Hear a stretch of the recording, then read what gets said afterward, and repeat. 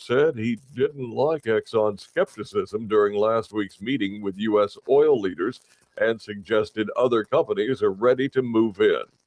Trump announced tariffs on any country which does business with Iran. In a recent post on Truth Social, President Trump wrote, effective immediately, any country doing business with the Islamic Republic of Iran will pay a tariff of 25% on any and all business being done with the United States of America.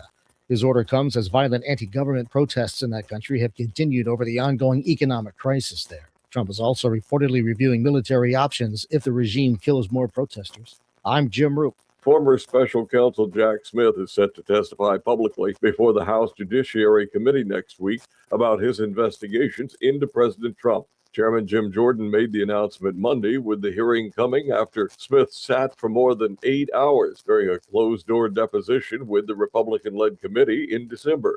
From America's News Network, USA Radio News. This is Denny Gillum, host of Frontlines of Freedom, here to tell you about an amazing new book, The Miracle Man, written by a good friend of mine.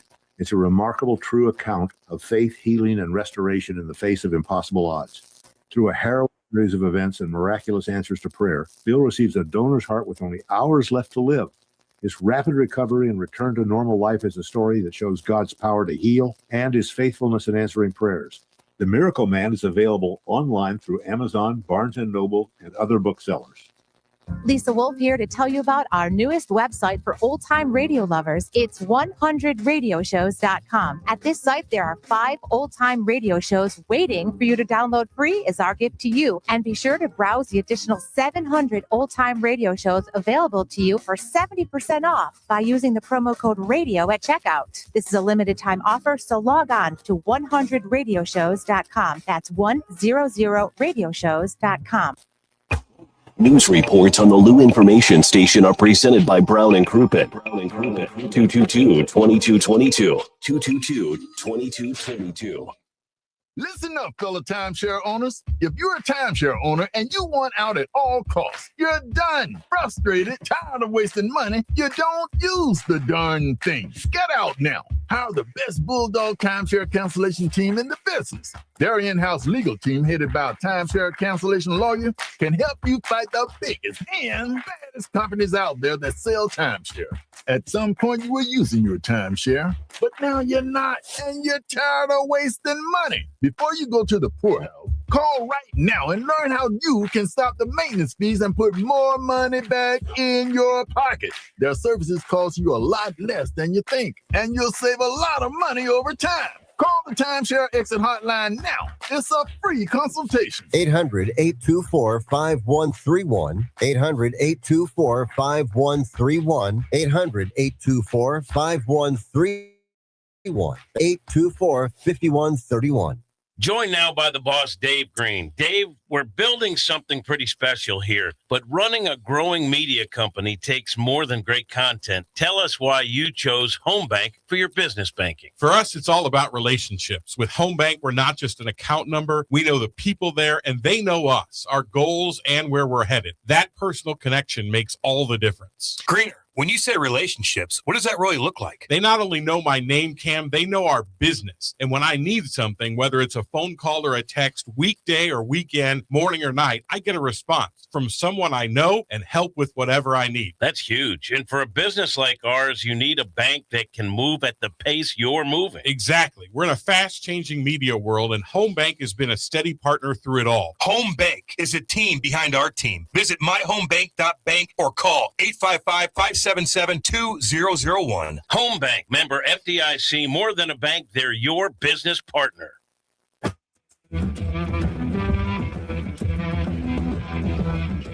The Lou Information Station presents Hot Take Central 2.0 with Cam Janssen and Jimmy the Cat Hayes. Yeah, baby, let's go. 805 Kirkwood, Missouri. Hot Take Central 2.0. Cam Janssen, Matthew Rocchio, Jimmy the Cat Hayes, doing our thing in the J. Randolph Jr. Studios. What's up? Live on YouTube, by the way. Go to YouTube and type in Lou Info and like, subscribe, chat away. We'll be partying for 2 hours. We also have a little text line you could text into 314-590-3770. Do I sound stuffy? A little bit? You had a long night. A little bit? Woo! man, oh man. Yeah, it was a long night. We'll get into that. Nice night honoring Al Arbour, Alexander Steen, and of course Barrett Jackman. It was fun. We had a good time, man. Very emotional. Some of the stories, very emotional. We'll play a couple of them. Especially, I want to hear yours. Well, I did all right. Although we were talking earlier, great. It is like a little nerve wracking. Like it's very intimidating in there. You know, a lot of big dogs. Garth Brooks, just I couldn't believe Andy was there. That's really, really intimidating. Yep.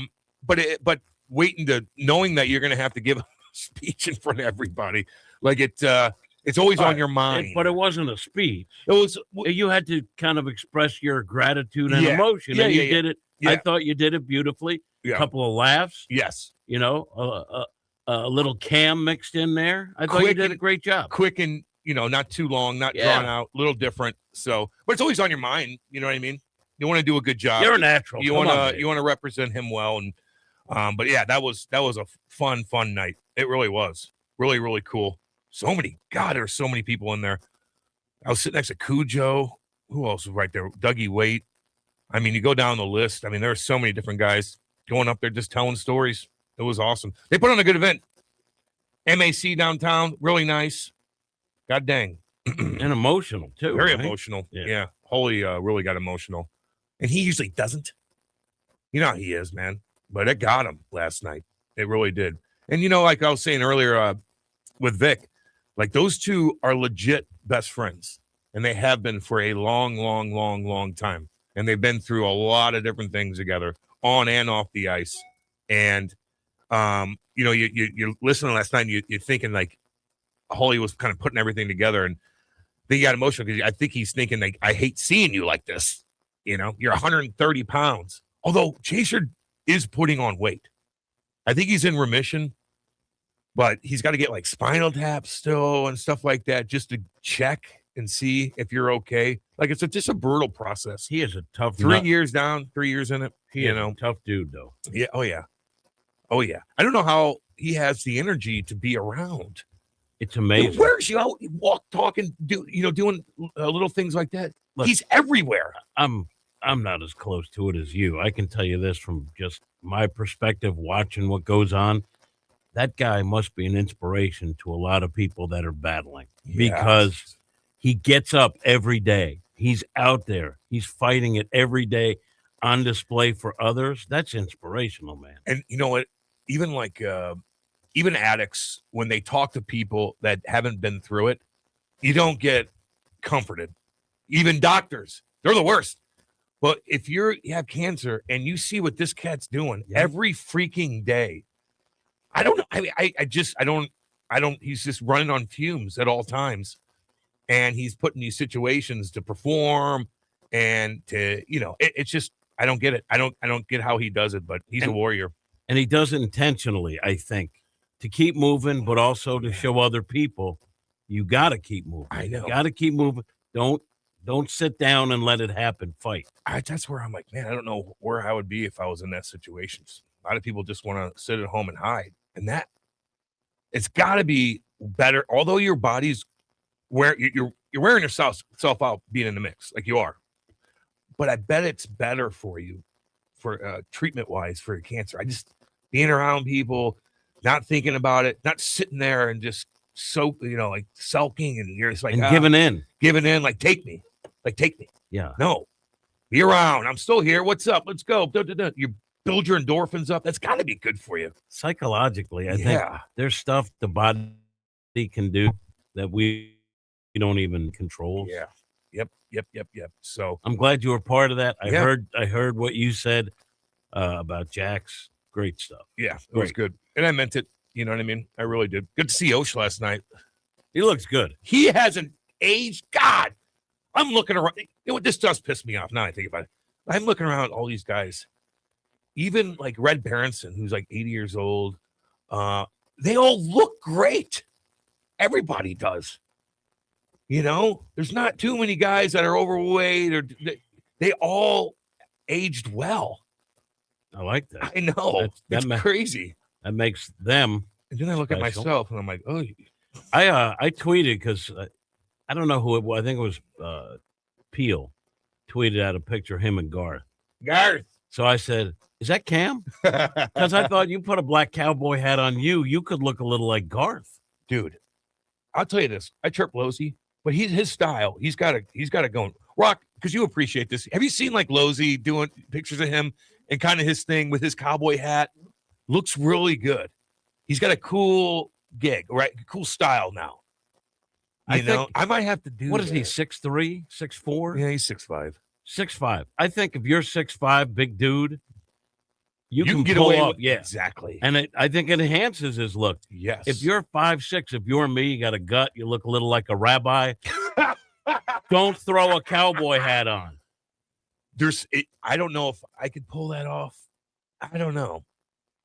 You could. Yeah, I think so. You could. I think so. I like that look. It's a good look. It's a badass. You know look. what? I'm sorry, but day to day, damn. But day to day, the cowboy hat kind of gets in the way. Like it's cumbersome. You're 100% right. You're not outside. That's what it's made for. Yeah. You know, for the rain to trickle how off many the right times way. You ain't outside. How about you wear a baseball cap? You can turn it around. Yeah. Right. Like, can you imagine going? We're doing that thing for STL Sports Central where you're battling Matt Adams. You're wearing a ball cap. Can you imagine doing that wearing a cowboy hat? Or like catching balls? Yeah. You get smoked in the head. Yeah, it is an inconvenience. Even like turning, like you're driving, you're like, bam, hit the window. Can't do it with driving. The other night, by the way, it was cold. I'm at my kid's game. He's got some kind of scrimmage. It's freezing. So I got a hood bundled up. A foul ball comes by, hits me. I couldn't even see it because everyone's like, I didn't even feel it. You would have got rocked again. Right in the head. I can't imagine a cowboy hat. It messes with your periphery visually. You get hit in the head like that. That ball's way in the that's gonna knock you silly. You know who set you back? You know who once hit me in the head with a ball? Schwarber. So throw it into the. I'm actually doing a stand-up behind home plate, and Schwarber went to throw a ball to a fan because there's fans just beyond on the field in a roped-off area. Hit me right in the head. Right in the head, and it hurt. But you can't. I was like, what the? But you can't show that it hurt. And he is a very nice guy. He came over and he said, "Are you okay?" I was like, "Yeah, no problem." And he shook my hand. I said, "Good thing I'm okay, or you'd be playing for the Jimmies." Right now. Yeah, I was gonna say either you take it like a man, or you're like, "Man, I got." And they have to it's a big scene. They have to help you up, and you look at him like, I'll be calling. And so I was doing it. I think it was Bally's. I don't know. We've been through a lot. It might have been Fox. I think it was Fox at the time. And I wasn't quite ready to do the stand-up yet. Can you imagine if they were rolling on that? Yes. That would be everywhere. Yeah. I mean, that probably would have been good for you, though. Just to be a meme, you know? Oh, what's up, Rock? What's going on, baby? Hello, boys. How are you? Oh, chilling. Is there an update on the monkeys?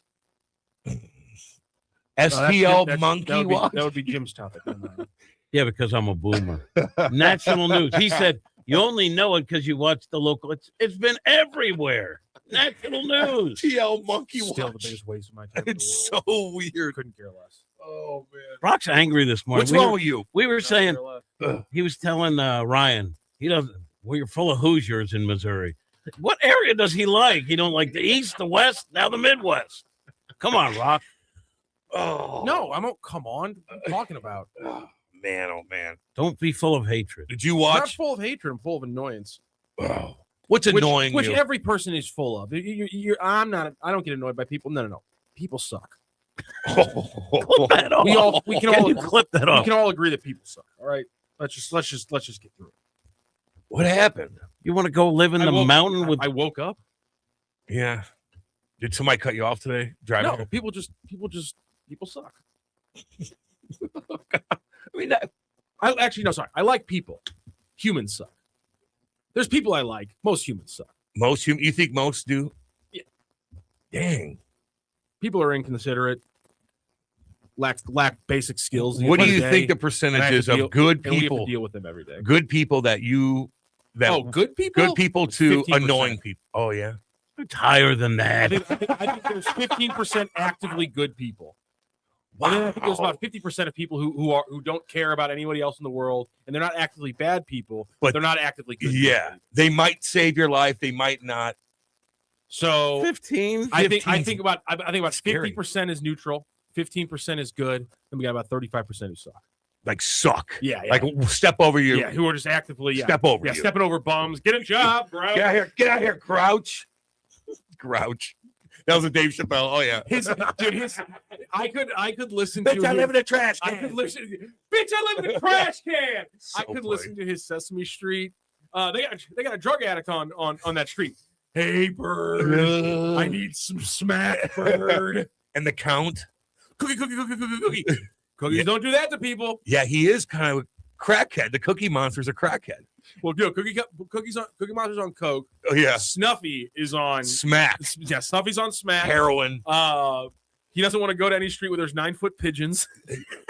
And the Count's a pimp. The Count's how many times must I slap you before I get one slap? 2 slap. 2 slaps. God, I love his Sesame Street. His It's voice so has good. changed though. His you wonder why your kids are growing up stepping over bums. Like, get a job, Grouch is honestly I think my favorite bit he ever does, other than sometimes you got to race. Sometimes you got to race. Is I think his best punchline, but every single one of them in the Sesame Street one is just he's throwing fastballs. Got it, killing him softly. Is that what it is? Killing him softly? I think it's off killing him softly because that's also sometimes you got to race. Also, never smoke before you encounter the police. That's a waste of weed. Yeah, that's all on killing him softly, and I think that might be my favorite comedy special. He's changed though. His act he does get political now. I think one of his and Netflix his voice ones, changed. One of his Netflix ones, I think it was Bird Logic. I think it was called. Yeah, I think it's one of his best stand-ups ever. But it's not like killing him softly. He's like Goofy Chappelle. Yes. Like when he was an actor. Yes, and he was doing like Blue Shriek with Martin Lawrence. And he's in the Weed he's movie. A goofy person. Yeah. Bird Logic is the one where he like closed it off with like a 30-minute analogy of capitalism, talking about explaining the concept of a bottom bitch by a pimp, and he's talking about this book about this like legendary pimp and like stringing along like his workers and things like that, and he uses it as this really beautiful, I think, analogy for American capitalism, and he just drops it on you at the end. He's kind of like Norm in a way too, where Norm used to be kind of like, hey. And then he became kind of what Chappelle's doing. Talk show where he has other comedians on, and he corniest one-liner jokes. Every single one of those clips gets me every single time because you can see like he'll hand like it's like the most prolific comedian, the dumbest joke possible, and then dirty and or just like a really simple like 2-liner like pun. Or he's like, who knew? Oh, he goes, JetBlue got rated the highest airline. You know what got hit rated the lowest airline? 9/11 Airlines. It reminds me of that tragedy. Good God. You know what got rated the worst? 9/11 Airlines. And he's hitting it in this happy way that makes it so much better. Yeah. When Norm was on The View, what did he say that made them really Bill uncomfortable? Clinton. Well, And he's got he's like, to stop. Well, he's got to stop murdering people. And he's like, what? You didn't know he's a murderer? You guys didn't know that? They did not like that. What do I do? He's one of the. You're gonna have him on. What is Chappelle's greatest skit in your guys' opinion? Well, the Chappelle Show or his greatest like stand-up run? Chappelle Show. Oh God, Rick James? No, God, no. God, wow. That's one of his most popular, but it's way down the list. What That's about one of when the most keeping it real goes wrong? No, it's not. Charlie Murphy's got to be. Not, in it. No. If it's not Charlie, if it's not Prince. Oh, the Jesus. Prince sketch. That might be the best. It's let me find the name. Or the Diddy one. No. It's it's pretty fun. Rick James is pretty good. It's unbelievable. It's more popular, but it's not. It's Clayton Bigsby might be the greatest one. What was that? That's the blind black guy who's a Klan member. Yeah. Clayton Bigsby is maybe one of the greatest pieces of sketch comedy ever created. It was the first episode in 2003. Yeah, Clayton Bigsby might be one of the best ones. When he's all the Clayton Bigsby ones are really good. The one where they're running the copy store. But when because F him, that's why. he was Prince, though. Prince, though, got And game, he's playing basketball. game blouses, and then Charlie Murphy's. And he dunks it, and then he lets go of the rim, and he floats down instead of falling down. Game blouses. And then he lets go, and he just like slowly No, he goes goes like down. That is funny. He's like this. Yeah. Yeah, let's go one. Yeah, let's go one, and let's go the other, and he just and It's unbelievable. Charlie Murphy is He's narrating it, unbelievable. and he's talking about how he like is doing all these moves, and he's like, and then he would dance up on you with the ball. You didn't know what to do with him, and he like they got all and then all his teammates are like other dudes in like really scantily clad outfits, and they're like That's they're really like good. grinding They're- against the other. they're like doing Charlie picks Murphy and they're kinda stuff. touching they're each doing other. picks, they're like rubbing up against you, and he's like, we didn't know how to play defense against these guys. And you know, they did say that about Prince, that he was like a high school basketball Yeah, player. he He was could good. ball, and he would just pull up in a purple limo, somewhere in Minnesota. That's where he lived, and he could ball. I also Imagine him love just it, pulling too. up The other in a stuff pickup game. that like Prince's like legend was really weird because he was only so they did Chappelle's show, and then Prince weirdly was obsessed with a TV show called New Girl, and he asked to be in it. And New Girl also perpetuated these two things about Prince, which are like legendary, which is he loves to make people pancakes. What? And yes, Is that true? Whenever people would come over to his house, he was always like, "I'll make some pancakes." And that was apparently his big thing. He always wanted to make people pancakes. And then he was a really, really good ping pong player. Like those are the- Probably because he on the road, he probably plays with all the guys. Like, we got to kill time. We're at the And I think Yeah. I think the pancake thing's like connected to him like always being on the road and being like, I love a homemade breakfast. Yes. And so he was like that was his thing was like making other people pancakes. What a shame he's got. And God. like every group, every artist has their haters. I've never heard anyone say anything bad about Prince's music. I will say, I don't like many of his songs. Really? Seriously? Really? Yeah, You're gonna have to leave. All right, I see you guys. Like this is some No, rock and I I'm- can actually I bond know, on. I It's incredible. What's wrong with you, boy? I don't know. Just his guitar work was incredible. Yeah, no, I respect He him. could do everything. I respect the man. I just never got into his music. Maybe if I sat around, chilled out, I was in a good state of mind, and I just went through all his stuff, I'll I'll bet get you into it. You'll realize how many that songs was a in good there. exit ramp. That was a good exit ramp. I'm honest. And I said about John Lennon too. I don't know. I don't know. Sometimes I don't know. I just want to Did we say have somebody in the studio who was saying the Beatles are overrated? Was that Yeah, you? Was it you said that? Oh, Yeah. no. I know. that's crazy. I I can't have good takes I all was the time. reading about Bob Weir, and there was a I'm blanking on who wrote it, but he wrote this incredible obituary of Bob Weir. But in it, he talked about how there are certain pieces of American culture that even if they're not for you, you just have to step back and accept that they are much bigger than you. Yeah. And they are bigger than all of us. And he's like, the Beatles are one of those. You might you just don't like Hey Jude. That doesn't mean the Beatles are overrated. No, I get it. I get But that. and I he get was what talking you're about how essentially Bob Weir is an indelible part of Americana, which They is were true. gigantic for a long time. Still are. I mean, they're top. They were more popular than I guess 99.99999% of the people. Maybe Absolutely. top 5 Oh yeah, somebody made a joke at the time. There's not much going on. somebody made a joke in the '70s about the Rolling Stones. You guys think you're ever going to be bigger than the Beatles? And they were like, absolutely not. No. We are a fraction of what they are and what they always will. Are they? Listen, that's what the Beatles Rolling still Stones win. said. The Rolling Stones said that, buddy. I If love they're the the ones Stones, who are but- admitting it, I think we can all say They've We'll lasted capitulate. longer. doesn't matter.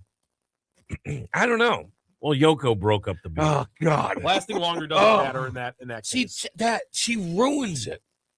James Dean died at I 27. don't get it.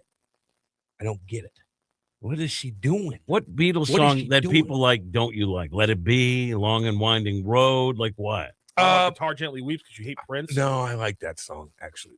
I do. I like Back in the USSR, and I like Here's Obla D. I kind of like that song. It's kind of cool. It's catchy. Maybe they're not. I don't. Maybe I just had a hot take, and I just wanted to, I don't know. Boy, that exit ramp. Is, Jesus Christ. I mean, you're flying off that exit ramp now. Oh man. I just want to say good morning, Iggy. Thank you for listening, and Oh, then move God. on. Just then we'll move on. Science asked a question. What was that all about? Why is he doing that? Why is he trying to cancel us or something? I think at any point, anybody criticizing like the first words that come out of your mouth at the start of a discussion, Cam, it's just like, have you listened to Cam before? Are you trying to cancel us? I don't, he's just being, he's being a small person. We didn't even say. I said what matter as a leader. Oh, a little different, but it doesn't matter. He brought up the very first thing you said, which was in a joking manner. You were like, "Oh, you think it would matter?" Like you kind of joked around about it because I've never seen you take a topic like initially serious off the bat. Yeah, that's how you do things. Shocker. Trying to cancel us? Yes. Yes. Why? My God. Iggy, no. What a terrible take by Gino. Prince was overrated. I'm with Cam. A great songwriter, but his best stuff is sang by other people. Bob Dylan is the same way. Listen, if you can listen to Purple Rain and be like, "This is not a very good song," I bet he gave better songs than this to other people. I'm not into Bob Dylan either. Little Red Corvette. Little Red Corvette's an incredible song. Corvette. When Doves Cry. Raspberry Beret. Like, look at the way he the guitar riffs in When Doves Cry that opens it. Like the opening riff of When Doves Cry is beautiful. Oh, come on, Gino, you're crazy. Overrated my ass. But people like what they like, and that's why this is a great country. Yeah, exactly. We got a monkey problem locally, but it's still a great country. STL Monkey Watch. That's what I'm putting out there. Let's not get too carried away. No, I just think let's not get too carried away there. Let's not get too carried away there with the we're a great country and all. Oh, I've been appointed by people in authority, my cousin, who asked me to put all the reports and updates in one place. Hashtag STL Monkey Watch. STL Monkey Watch. It's so funny. What's he saying? What's he saying? Let's be honest. The 80s is an abyss of bad music. It's just if you are. I love the 80s, man. See, this is the problem. Is like this is why I hate humans. This is why people. This is why people piss me off. You don't hate people. No, I do. This is why people piss me off to know. I believe them. It's all just arbitrary. It's all just the 80s are bad. No, man. Music is just music, man. In the 80s. People did this thing that I wish we still kept doing because people did it in the 70s, people did it in the 60s, not so much in the 50s, but for like 30 years in this country, we just tried stuff. We just did new things. And we in the culture accepted that we're going to try new stuff. But nowadays, it's don't try anything new, follow the rules, stay within the guidelines, and how dare you try to be different. It's disgusting. The 60s, 70s, and 80s might be the three best decades about this country, despite the fact that all we were doing was invading tiny countries, serial killers were running everywhere. But the culture, the music, people were at least trying stuff. To look at the 80s and say that's an abyss of bad music is to say, I hate when American culture. I would equate. It's to look at the 80s. It's to look at American culture and say, I hate when American culture evolves and tries new things. I would equate that to saying people on the East Coast suck. Like the whole swath of people, every one of them. I will say, I go back in time in a decade to have like money and be successful. I follow these Instagram just these pages where they show like timelines and they show all these pictures of all these wealthy guys in Miami in the 80s with the life was so cool. And wasn't that the Miami Vice look? Yeah. Where you're wearing so badass. Just think about how pure. Think about so how badass pure the yak was, and you're telling me the music in the 80s is an abomination off that kind of pure. Imagine having money in the Miami in the 80s, Yeah. and you could take advantage of different things with all that money flow that's coming in. Are you kidding? just The following boats that they were building at the time, full lines those of badass scarabs. How about this? What if Are you kidding? What if we synth the guitar? I mean, I'd be in Miami in the 80s. MTV just shut down. Yeah. Yep. That was sort of the 80s. Yes. It just was simple. It's just more of a simple life, but you still had a cell phone in your car if you're wealthy. You still fly private. Those badass private jets were still nice in the 80s. Wait, so you're saying society was good because rich people at that point? I'm just saying, if I could go. And because there were private jets, that's what made it good. Well, I look at 70s and I just feel like, the technology. If I can go back into a decade and enjoy it with being successful and having money, 80s would be better. than the 70s, which I thought the 70s, everybody's chilling, doing their thing. And just 80s, the tech was a little bit better. I remember my first cell phone, worked for a news station. I was a sports guy. And they said, hey, we're going to get a deal on cell phones if you want. And I was like, I'm getting it. But back then, you paid. If someone called you, it was on your bill. Do you remember that? Yeah. Well, if they called you, it was on your bill. Yeah. Any or use. texted you, I think. Too. I was still in the era in the early 2000s where the first kids would get cell phones and they would like put on their AIM away messages, don't call me before 9 p.m. and stuff like that. Like that was still happening in like 2003. So that's so weird. But I had this big block phone. I was like, I'm putting it in my car for emergencies only. And then it was like, that's when they got you. Yeah. Because once it's in your car, you're using it. And all of a sudden, we're used to paying big bills for cell phones. Could you imagine? Still do to this day. Could you imagine driving all day and not having a phone in your car to do anything with? God, I forgot. I got to call Kate. Or imagine being like, I got to find. I'm running late. I'm running. Where do I meet this person? Exactly. Where do I go? Even like getting around. I said this before, even like I'm thinking like back when I got my license and I'm trying to get from point A to point B, I put the map everywhere I go. Everywhere I go. You just had to figure out, where do I go again? Do I open up a map? I don't know. It's really weird. I don't know how you got around. I look at it like, geez Louise. Was I like looking through pages of MapQuest back in the day when I wanted to go somewhere I'm not used to going? Yes. You got a map. Cam, you did what? You're acting like you weren't alive during all this. No. I'm just saying I don't remember. I just remember having MapQuest all the time. How do you not remember having that? No. I don't remember using it all the time. I remember being there. I remember using MapQuest. Even my dad would drive 12 hours up Canada. He didn't have anything. He had a huge map. And so, but not MapQuest. Go left here. Go right here. Go left here. No, he was old school. He was old school. He wasn't like me, who like I grew up barely looking at a map and pretty quickly went to MapQuest. Like I remember being like 7 or 8, which would have been 98, 99. And my parents were like trying to teach me like in the car, like get the big map out from the glove compartment that you could barely see. It's very, like, those things were not color coordinated very well. It was every state was either like pink, yellow, or green. Yes. And like the black lines were very, very thin, and you're trying to find what interstate it is. It's tiny. My dad would, anytime we go on a trip, I remember, look, he'd have them huge map out. Yeah. He'd draw it and be like, okay, we're gonna try this. But obviously you don't know if there's construction, you don't know if that road's changed or whatever. And then you have to, or if it's an old map. Then on the fly, you got to open that damn thing up and be like, where am I going? Put it like, oh my God. I remember that when we'd pack up the family truckster and drive to Florida for vacation. My dad had a giant map. And you know what I never knew until later in life? He also had a gun tucked under his seat. My dad was the last guy you would ever think to have a gun. And he told me, you're driving cross country. You're going through states unknown. It's 3 a.m. and you got to pull into. He said, you better believe I had a gun. Of course. I think it might have been illegal. To go state by state. Yeah. But if he's not, I think you'd be okay. I think you get a fine. You're not going to take you to jail. I don't know. Maybe they are. Maybe people would understand that. You know what I mean? I never knew that about my pop till what later. What kind of gun? No 38? He didn't tell me.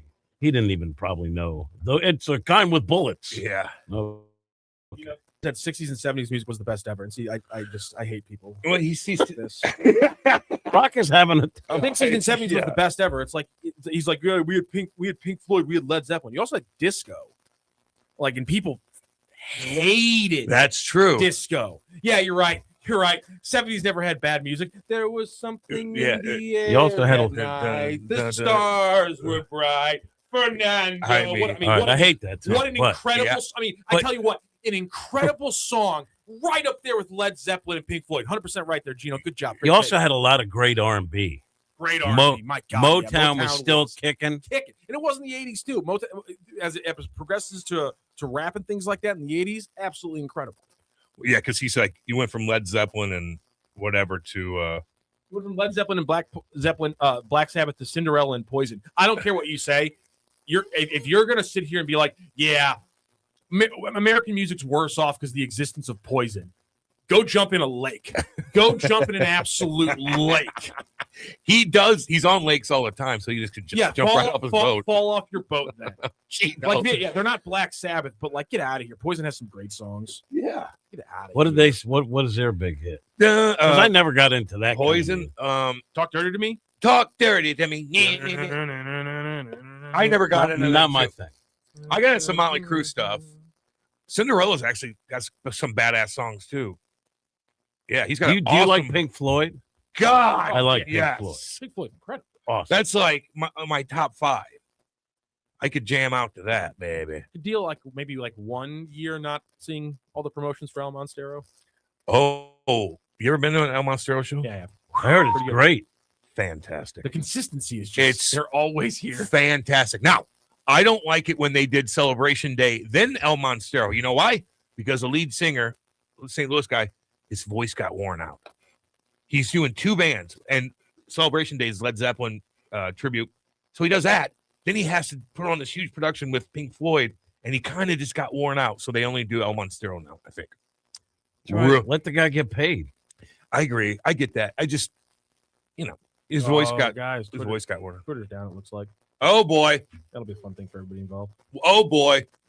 Maybe Wait, it's Twitter's down? I think so, yeah. It was down the other day, Monkey too. STL Monkey Watch broke it. It's not loading right now. STL Monkey Watch. What are those things doing right now? Where are they at? Are they in the backyard sniffing around? I saw trash bags. I did see a clip from the local news of a woman saying, "I'm scared to go in my backyard." Get monkeys. She said they got fangs. Yeah, they do. They got big teeth. What Listen, kind? Do we know what kind they? They're not chimps. They're little ones. I forget what they're called. But here's the thing: you get a group, they are stronger than you think they are, and they will. It's like a raccoon. Smarter too. A raccoon will tear you Yeah. up. You have to go get rabies shot. One monkey will tear. Now they got 4. You know what a rabies shot looks like? Oh, it's painful. It's a big needle in that. Boy. Well, rabies will knock you. Rabies will take you out. Oh God, yeah. It'll kill you fast. Yes. And they're smart. Is rabies a thing still? Chris Raby is not a thing anymore. It can be. It's very rare. It was a good Chris Raby. That was a good. I don't that know was when I love that. I That don't was know good. when I the did too. last time a human was diagnosed with rabies. I thought I saw something in an article about somebody had rabies and died. Those rabies shots, gigantic. You know what I got when I was in a car accident? They put steroids in my neck. And it wasn't a needle. It was like a turkey baster size thing in my neck. Yeah.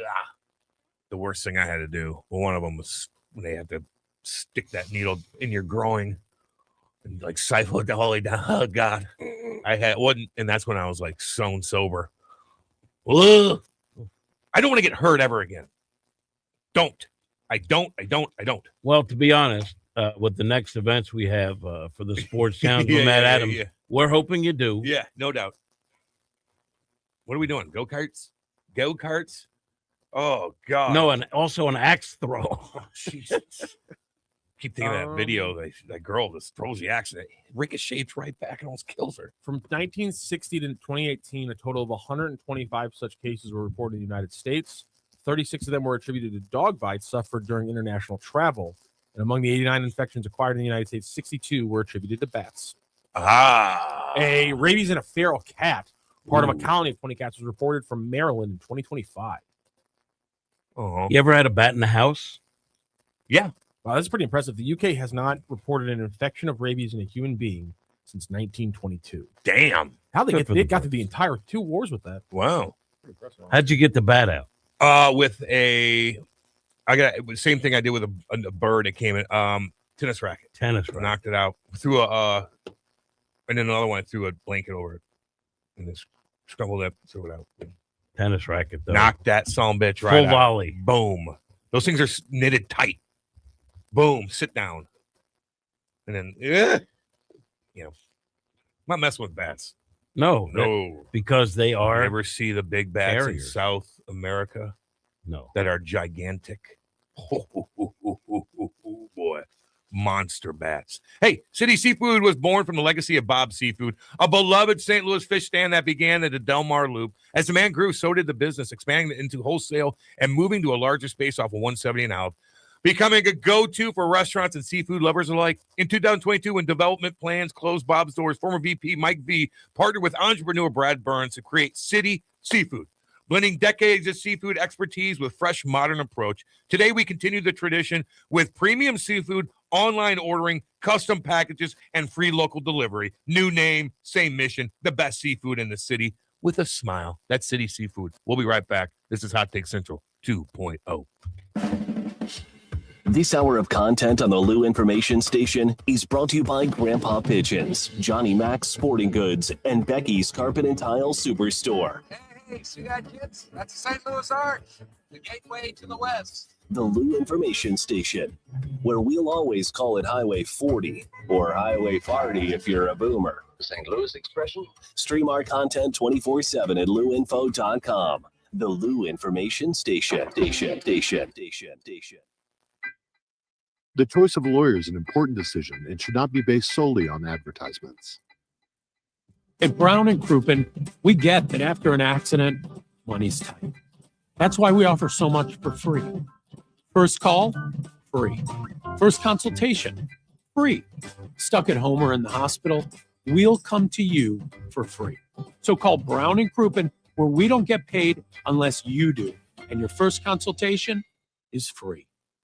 When you buy a hot tub, you want more than bubbles. You want value that lasts. At St. Louis Hot Tub Warehouse, their low overhead means premium American-made products priced better than the competition and the best price guarantee in town. They'll beat any local dealer on a comparable model. With over 38 years in business and 400 plus five-star reviews, you can trust they'll be there to service your spa long after the sale. St. Louis Hot Tub Warehouse, highest quality, best price. Visit besthоttubprices.com today. LouInfo.com news headlines. Brought to you by Brown and Crouppen, 222-2222. Your LouInfo.com news report. Classes and campus operations have resumed at Harris Stowe State University after a bomb threat on Monday morning. The threat involved the AT&T Library and Technology Resource Center. Campus police, with help from St. Louis Metro Police, conducted a thorough search and gave the all clear. It was one of many school-related threats around the country on Monday. A Glasgow Village man is in custody after allegedly threatening a police officer and hospital staff at Mercy Hospital. Authorities say Ontario Isaiah Wainwright became combative when asked to leave on January 7th. A bond reduction hearing is set for January 14th and a preliminary hearing on February 9th. Six Flags Entertainment may be considering a sale of some of its theme parks, including Six Flags St. Louis. The company recently applied for trademarks for a new Enchanted Parks brand, according to the St. Louis Business Journal. After closing its D.C. location last year, executives said the company plans to prioritize high-growth parks and sell off others. For the Lou Information Station, streaming 24/7 at louinfo.com and the free Lou Info app, I'm Jen Austin. Now, LouInfo.com weather, presented by STL Sports Central. St. Louis sports, anytime, anywhere. Here's your LouInfo.com weather update. We've got a cold front on the way. That'll be arriving tonight. In the meantime, some cloud cover today and a little windy. A few gusts around 30 miles an hour. Today's high about 60. We could get a few rain showers overnight. Upper 30s and breezy. A mix of sunshine and clouds on Wednesday. Temperatures falling into the 30s. I'm meteorologist Steve Hamilton for the Lou Information Station, streaming 24/7 at LouInfo.com. Info app. Tune in each week as STL Sports Central, the Lou Information Station, and the Too Many Men on the Mic podcast present the Mid-States Club Hockey Association Game of the Week. Brought to you by Mattingly Lumber, Vantage Credit Union, Chicken and Pickle, and by the Watson Private Wealth Group at Stifel. Are you paying too much for term life insurance? There's a tremendous price war among the major term life companies. Rates have dropped dramatically in the past 2 years. For example, a man age 45 non-tobacco user, $1 million of coverage is only $75 per month, level for the next 10 years. Or a man age 50 non-tobacco user can buy $500,000 of coverage for a monthly premium of only $110, guaranteed not to change for the next 20 years. That's right, level rates for 20 years. And if you're a smoker, we have great rates for you as well. At the Term Lifeline, we specialize in policies of $500,000 and above. So if you're looking for new or replacement term life insurance, call right now for a free quote. Rates and availability may vary by state. Sample rate quotes are based on preferred non-tobacco underwriting exam required to qualify. 800-803-1961. 800-803-1961. 800-803-1961. That's 800-803-1961. Hockey parents, be honest. Are your tournaments this season feeling a little unpredictable? You've planned the weekend, booked the hotel, hauled the gear. You deserve a tournament provider that's as organized as you are. And that's where Big Bear Tournaments comes in. No guessing games, no mystery matchups. We proudly list every registered team right on the website. So you always know exactly who's in your division. Great competition, clear communication, and zero last-minute surprises. Make your season smoother. Check out your next tournament at BigBearTournaments.com. The Earl Austin Experience with Earl Austin Jr. Saturday mornings from 9 to 11. Brought to you by Fast Track Auto Transport, St. Louis's go-to company for all your vehicle transport needs. Visit ftautotrans.com or call 636-677-9004. Back to more of Hot Take Central 2.0 with Cam Janssen. The most perfectly trained athlete ever. And Jimmy the Cat Hayes. An influential and respected man. On the Lou Information Station. Streaming 24/7 at louinfo.com. Hot Take Central 2.0. Yeah, baby, let's go. Oh, 8:47, Tuesday. Jay Randolph Jr. Studios, Hot Take Central 2.0, Cam Janssen, Jimmy the Cat Hayes, Matthew Rocchio doing our thing. Rock, you said you want to put the Holly one on? We got Holly, we got you, whichever one you guys want to hear. Let's hear Obviously, Cam first. We'll do mine first. It's quick. Holly's is a little longer, so this is mine from last night. Holly's is 14 seconds longer. Oh, okay. Not really that much of a difference. Oh, okay. We'll hear Cam okay. first. I was talking to Cam Janssen. Yeah. You're good.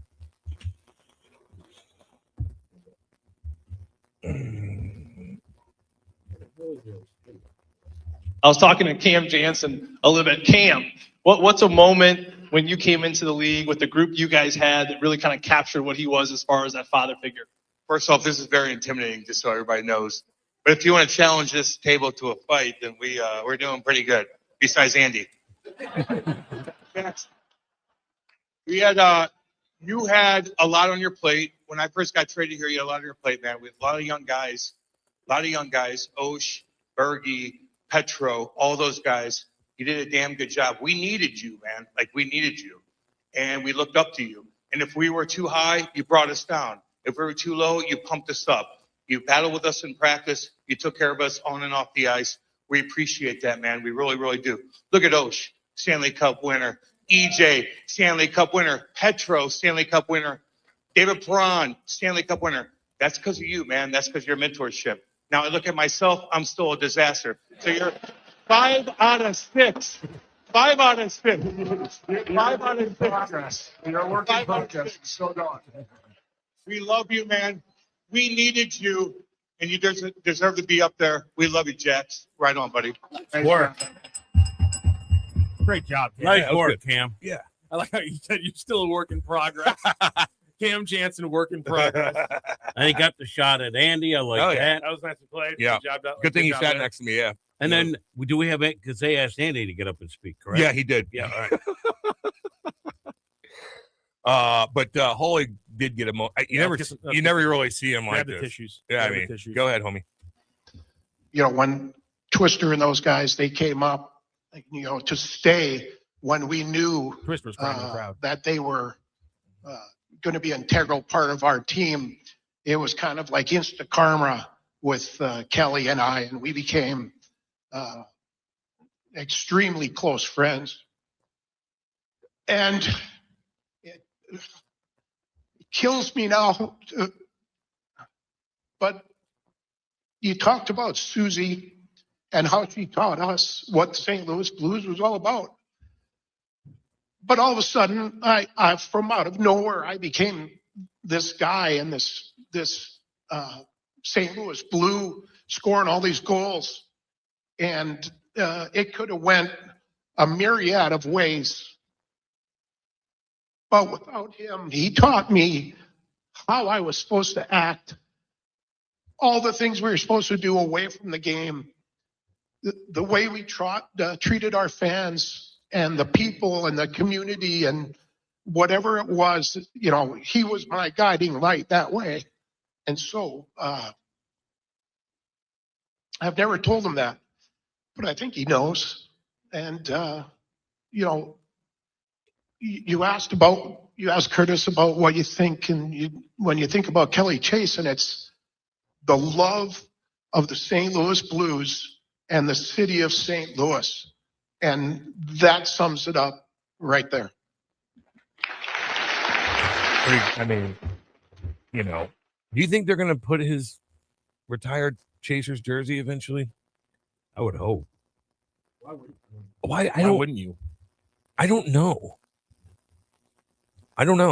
You know, you got Bobby up there.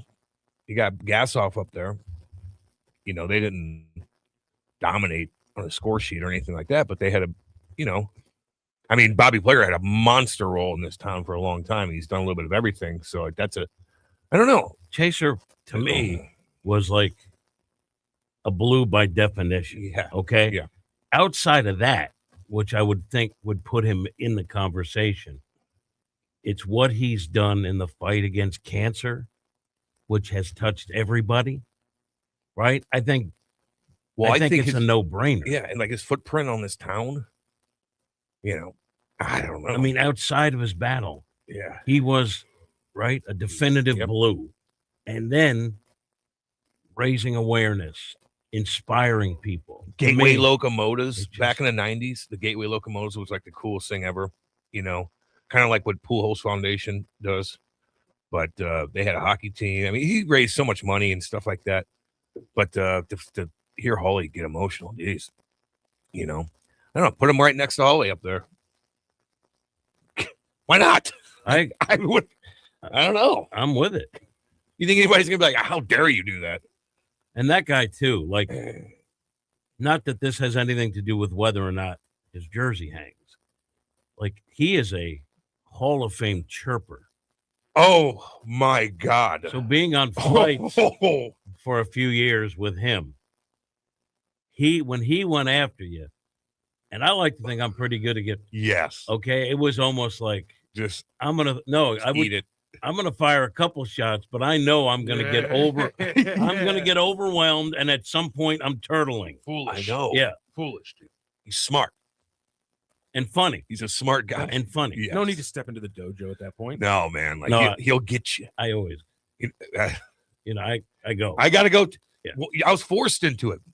I had guys like that all the time in the locker room, man, that they'll just get you and you're trying to come and you always feel like your comebacks are stupid because everybody laughs at theirs and not yours. And I'm like, it's a stack deck. It's a stack deck.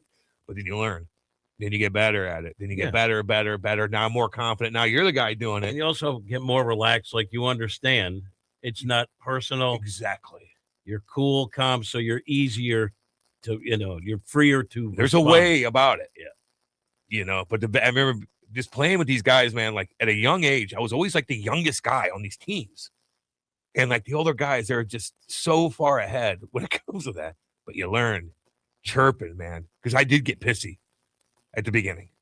Wasn't used to that playing AAA. Like you're the guy. And then all of a sudden you're playing with 21-year-olds and they're bashing you. You look cocky, like, you better calm down every day. Haircut to this. I mean, God almighty. You probably wouldn't be able to do what you do today. I know. If you hadn't been part of the chirping gauntlet. Yeah, dude. That a professional athlete. Yeah. I told you, even when I was young with the Devils, Langenbrunner and Gomer made me tear up. I took too much stuff at the Hockey Hall of Fame. Up in Toronto, What did you do? This is good. This is good. I'm dying. So, what did you do? I was young and we're in Toronto playing, and like we go to Hockey Hall of Fame, and they hook us up, and I load up with like 3 bags of gear. Like what? Of shirts, nicest it was Hugo Boss at the time. I loaded up. I stacked, and you got to be respectful. Like one bag, get out of there. Right. I stacked them. stacked them, and I carried it on the plane like this. Carried it, and I sat in the back with the guys because I just, played cards, whatever. So I'm already in the back of the plane. I have 3 bags, and those guys bashed me so bad.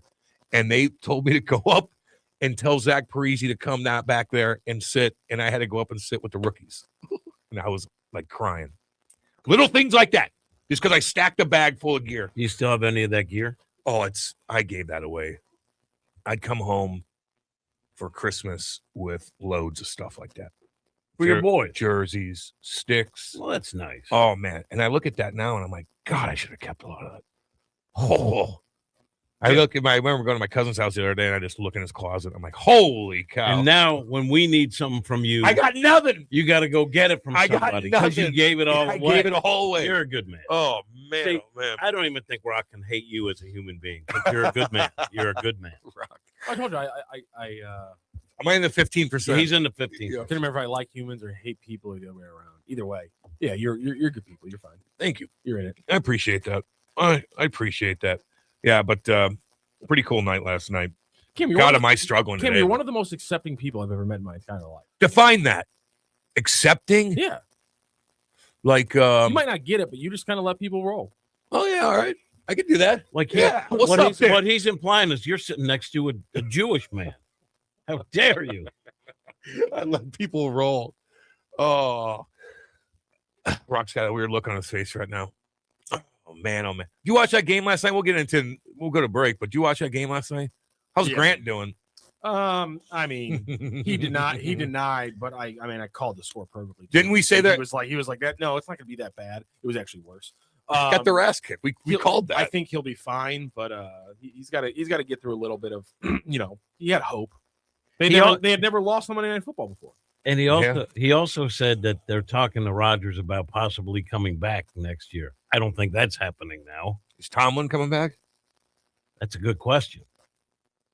I also thought it was funny last night. Aaron Rodgers in his postgame was like, it's so ridiculous that how far like sports media has fallen in my career, because he's like, before I played, he goes, no one would have been talking about Mike Tomlin or Matt LaFleur's job being in question. And it's just like classic Aaron Rodgers, has no context or actual facts for the thing he's stating. Like coaches have been getting fired who fail in the playoffs despite having good regular season records since the beginning of time, Aaron. It's not like, oh, everything's falling apart around me. Things have changed so much in my 20 years here. It's like, no. Coaches were getting fired after good seasons all the time. Didn't Pat McAfee put out a statement too? Well, that was about the journalism. That was about the journalists yesterday talking about the lady in Jacksonville. You want to go to break and get into that stuff? Why not? Sure. Okay, let's go to break. Don't go anywhere. We'll be back. Hot Take Central 2.0. Tune in each week as STL Sports Central, the Lou Information Station, and the Too Many Men on the Mic podcast present the Mid-States Club Hockey Association Game of the Week. Brought to you by Mattingly Lumber, Vantage Credit Union, Chicken and Pickle, and by the Watson Private Wealth Group at Stiefel. This message is presented on behalf of Delmar Mortgage. When it comes to buying or refinancing a home, everyone's situation is different, and having the right information can save you real money. Delmar Mortgage helps you compare options side by side, understand the cost of waiting, and see when refinancing may actually make sense for you. Get your no-obligation quick quote at SavingTheLou.com. Individuals may have been compensated for this message. For licensing information, visit NMLSConsumerAccess.org. Delmar Mortgage, NMLS ID number 30998. Delmar Mortgage is an equal housing lender. Introducing the Key STL Burger Bar and Boogie, your new home in the Grand Center Arts District. The Key STL is where the music plays, the game is always on, and the dance floor is open. The Burger Bar features the ultimate smash burger experience with premium pasture-raised local beef and a dozen house-made sauces to top it all off. It's the Key STL Burger Bar and Boogie, 3225 Olive in Midtown. Before, during, or after any game, this is the spot, St. Louis. Find out more at thekeystl.com. The Earl Austin Experience with Earl Austin Jr. Saturday mornings from 9 to 11. Brought to you by Fast Track Auto Transport, St. Louis's go-to company for all your vehicle transport needs. Visit ftautotrans.com or call 636-677-9004. You're listening to the exclusive home of Fighting Illini football, the Lou Information Station, 590 AM KLIS, Wood River, St. Louis.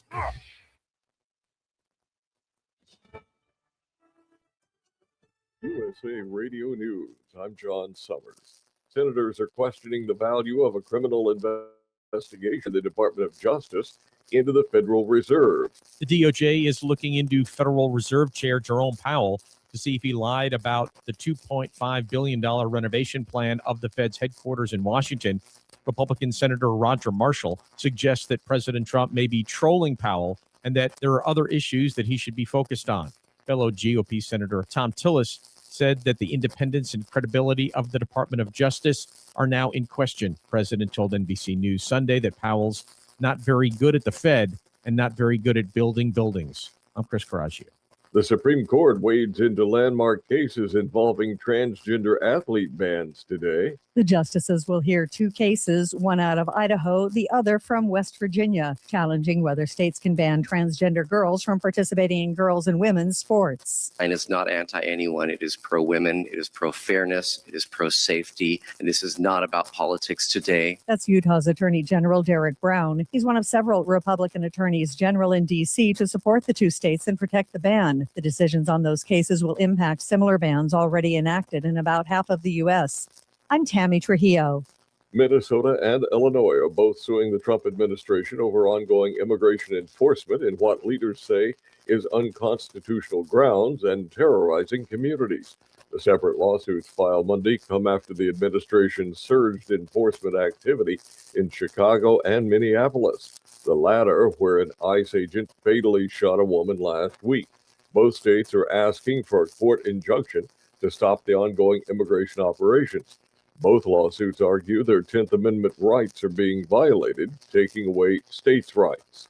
I'm John Summers, USA Radio News.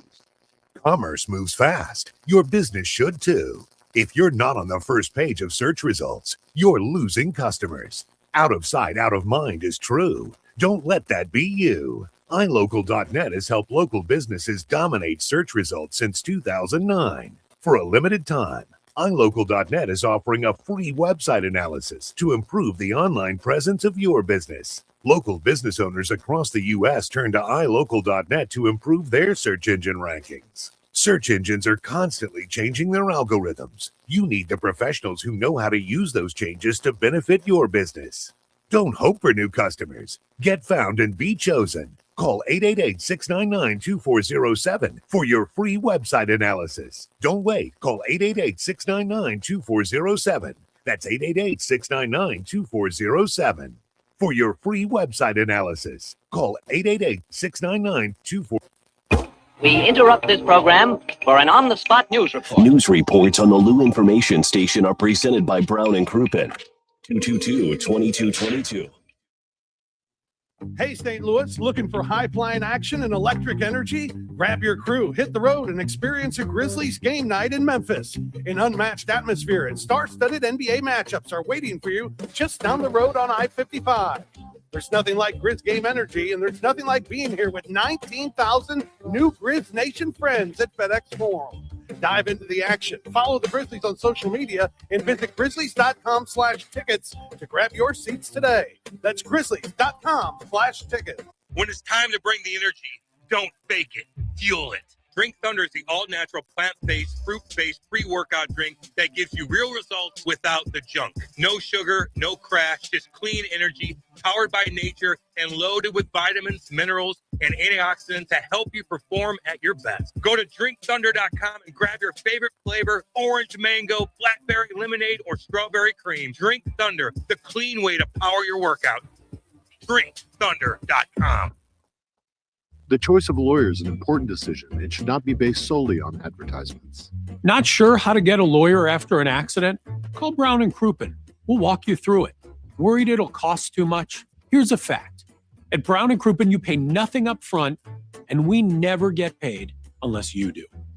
When you're our client, you'll have all your questions answered, all for free. Hurt? Get the facts and help you need.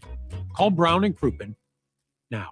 When you buy a hot tub, you want more than bubbles. You want value that lasts. At St. Louis Hot Tub Warehouse, Their low overhead means premium American-made products priced better than the competition, and the best price guarantee in town. They'll beat any local dealer on a comparable model. With over 38 years in business and 400-plus five-star reviews, you can trust they'll be there to service your spa long after the sale. St. Louis Hot Tub Warehouse. Highest quality, best price. Visit besthotTubPrices.com today.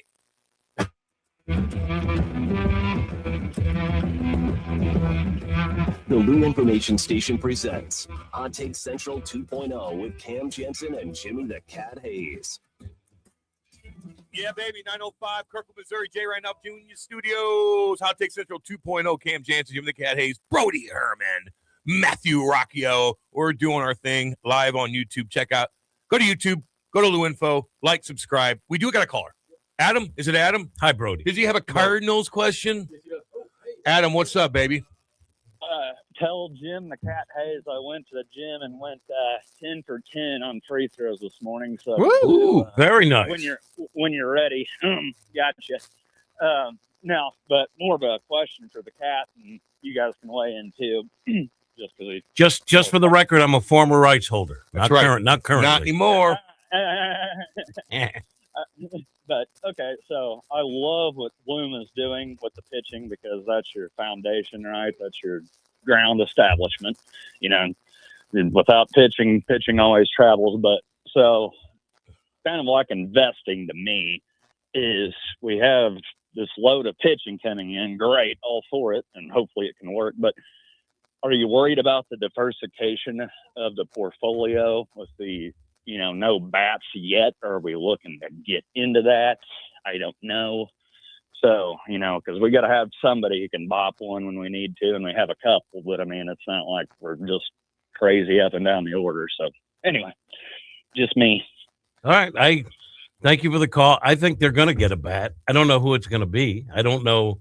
I don't think they're going to get a future Hall of Famer, but they could use another bat. I think they know they need a bat. Yeah. I also don't think all the dealing is done to this point. I thought it was interesting in the Athletics latest rundown, talking about Brandon Donovan, when they referenced the Mariners, they couched it in if the Cardinals want to add some prospect bats, the Mariners are open for business. And obviously we've been talking about Durangelo Sanger, who's the switch pitcher out of Seattle. And I thought it was interesting that Will Salmon and Ken Rosenthal in their little blurb about the Cardinals specifically reference prospect bats in reference to the Seattle Mariners, maybe pushing to the fact the Cardinals maybe see certain power positions like first base or the corner outfield where they don't have a ton of prospects, and it'd be nice to maybe add one more if you can get the big name prospect from the Mariners. I feel like DePoto's holding on Sanger, holding on Montez, holding on all the big Seattle Mariners, and he's trying to get the Cardinals to take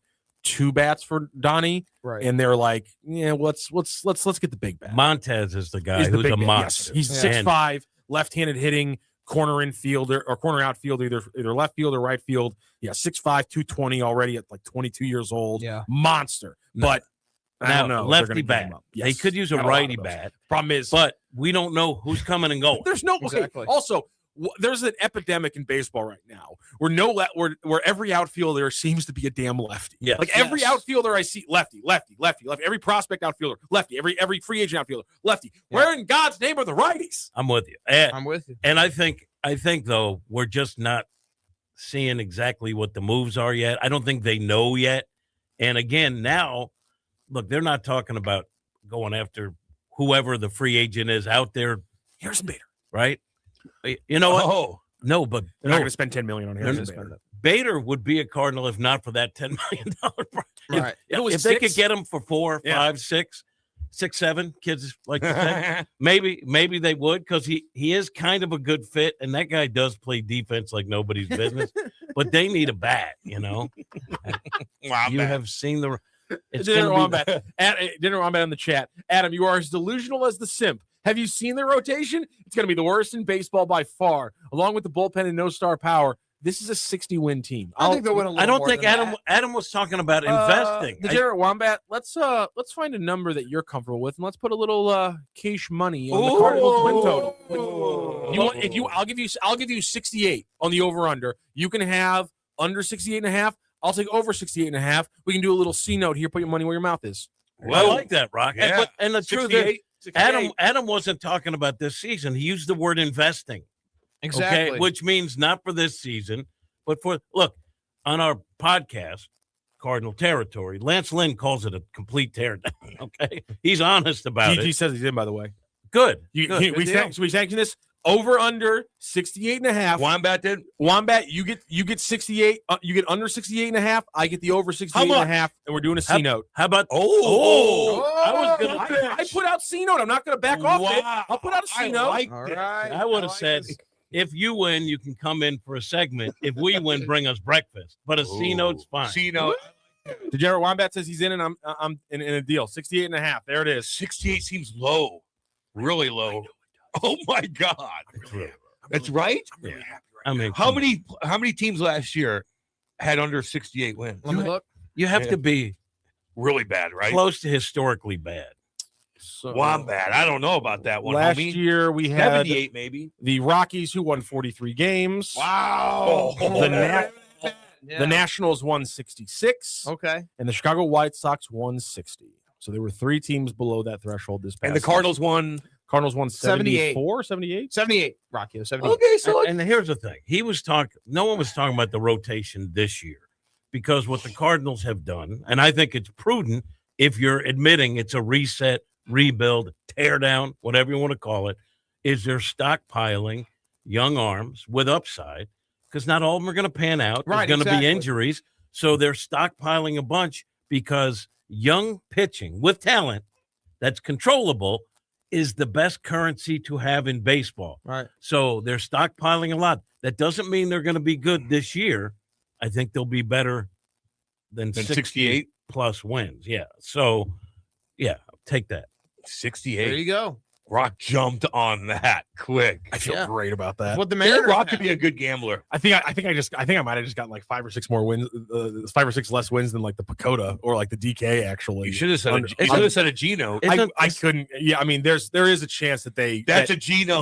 there is a chance that Walker doesn't hit, Gorman doesn't hit, Fitz sucks, May falls apart, Libby gets injured because he put too much What about strain on his year last year. I'm going through it. Okay. There's a chance that it does fall apart and they do win 60, and so that's why I wasn't going to put a G on it. But I feel I'm good. I love the number we're at. If you lose a G, getting $1,000 out to give to somebody, I'm losing. not doing Yeah, it's a little extreme. I'm sorry. I'm not little much. And you know what? Much If you that. lose, That would I'll piss me off. I'll kick in a percentage. If you lose, I will, because I consider it a team bet. Cam usually is a little tight with his money. Now, there was a simp. Oh, I used to not be. There was a simp on this panel that said not only would Weatherholt make the Cardinals, but he would be the National League of the Year. That was me. Okay. All right. So I'm going to say he'll give you 20 homers. While I'm mentioning that, can I ask you a question? Yeah. How much do you really think Heim is thinking about the extra pick he gets if Weatherholt wins Rookie of the Year?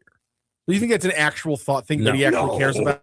No. There's That's a no good way, question. right? No. But here's why, in my opinion. And Heim is a smart guy. Yeah. Oh, I yeah. don't know if you've talked. He's a Well, really smart guy. I know he's a smart guy just based on the deals he gave. You May don't know. and the You have a guy, Weatherholt, that could be your guy for years to come. Could be, right? Right? Got a Yeah. huge upside.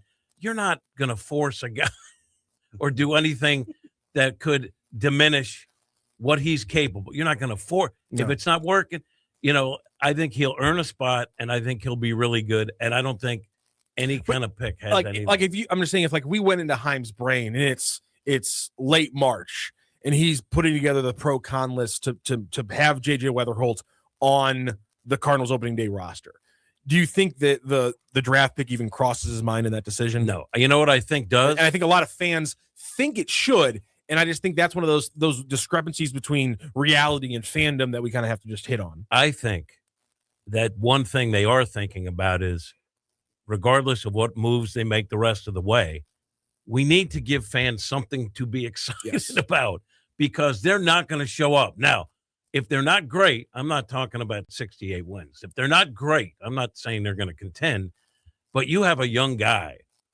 in his rookie year who's playing really well. Cardinal fans will show up to see that. I think agree on that. That's probably more important than any compensatory pick. And I think that's what they're looking at. And I think, look, he's had so much attention on him anyway, and he's excelled at every single level.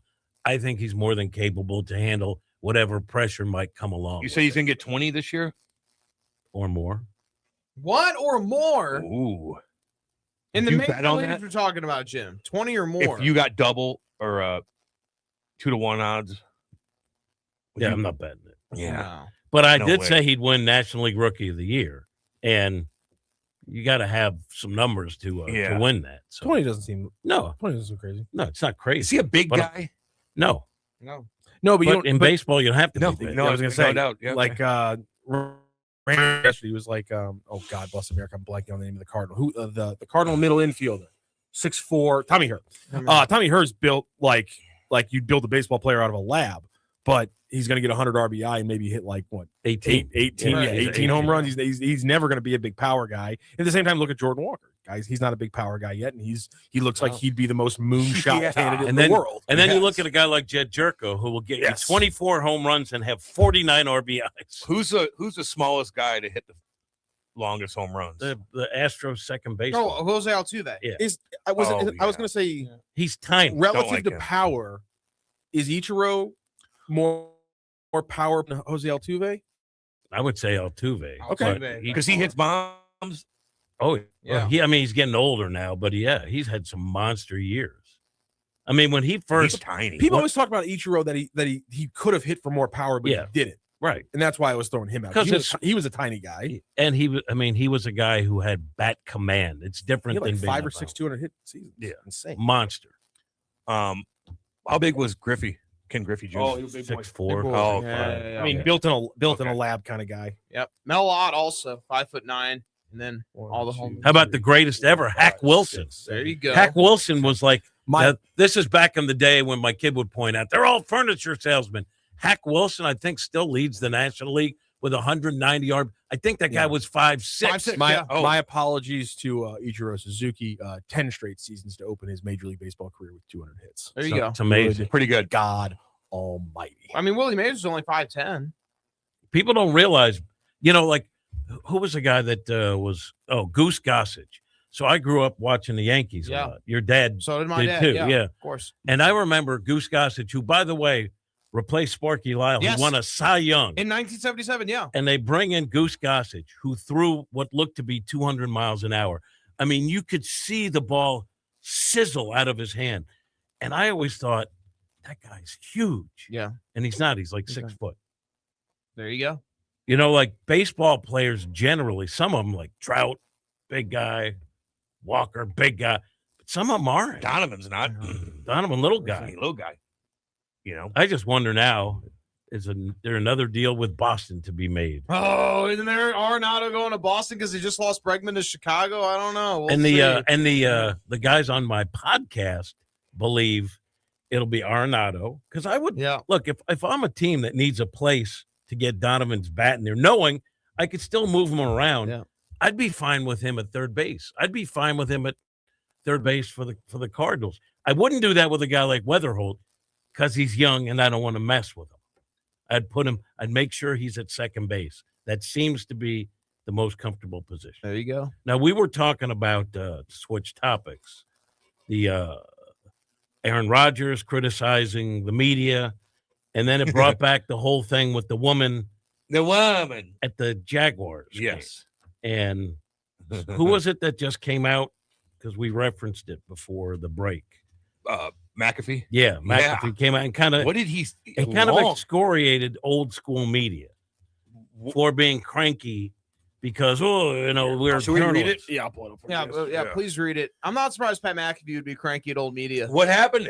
Is he getting chirped? He's always getting chirped. He was just on the side of the Jacksonville, which I was of the Jacksonville reporter. Yes. So and then his name I keep seeing and I keep forgetting. I think it's Lynn Evans.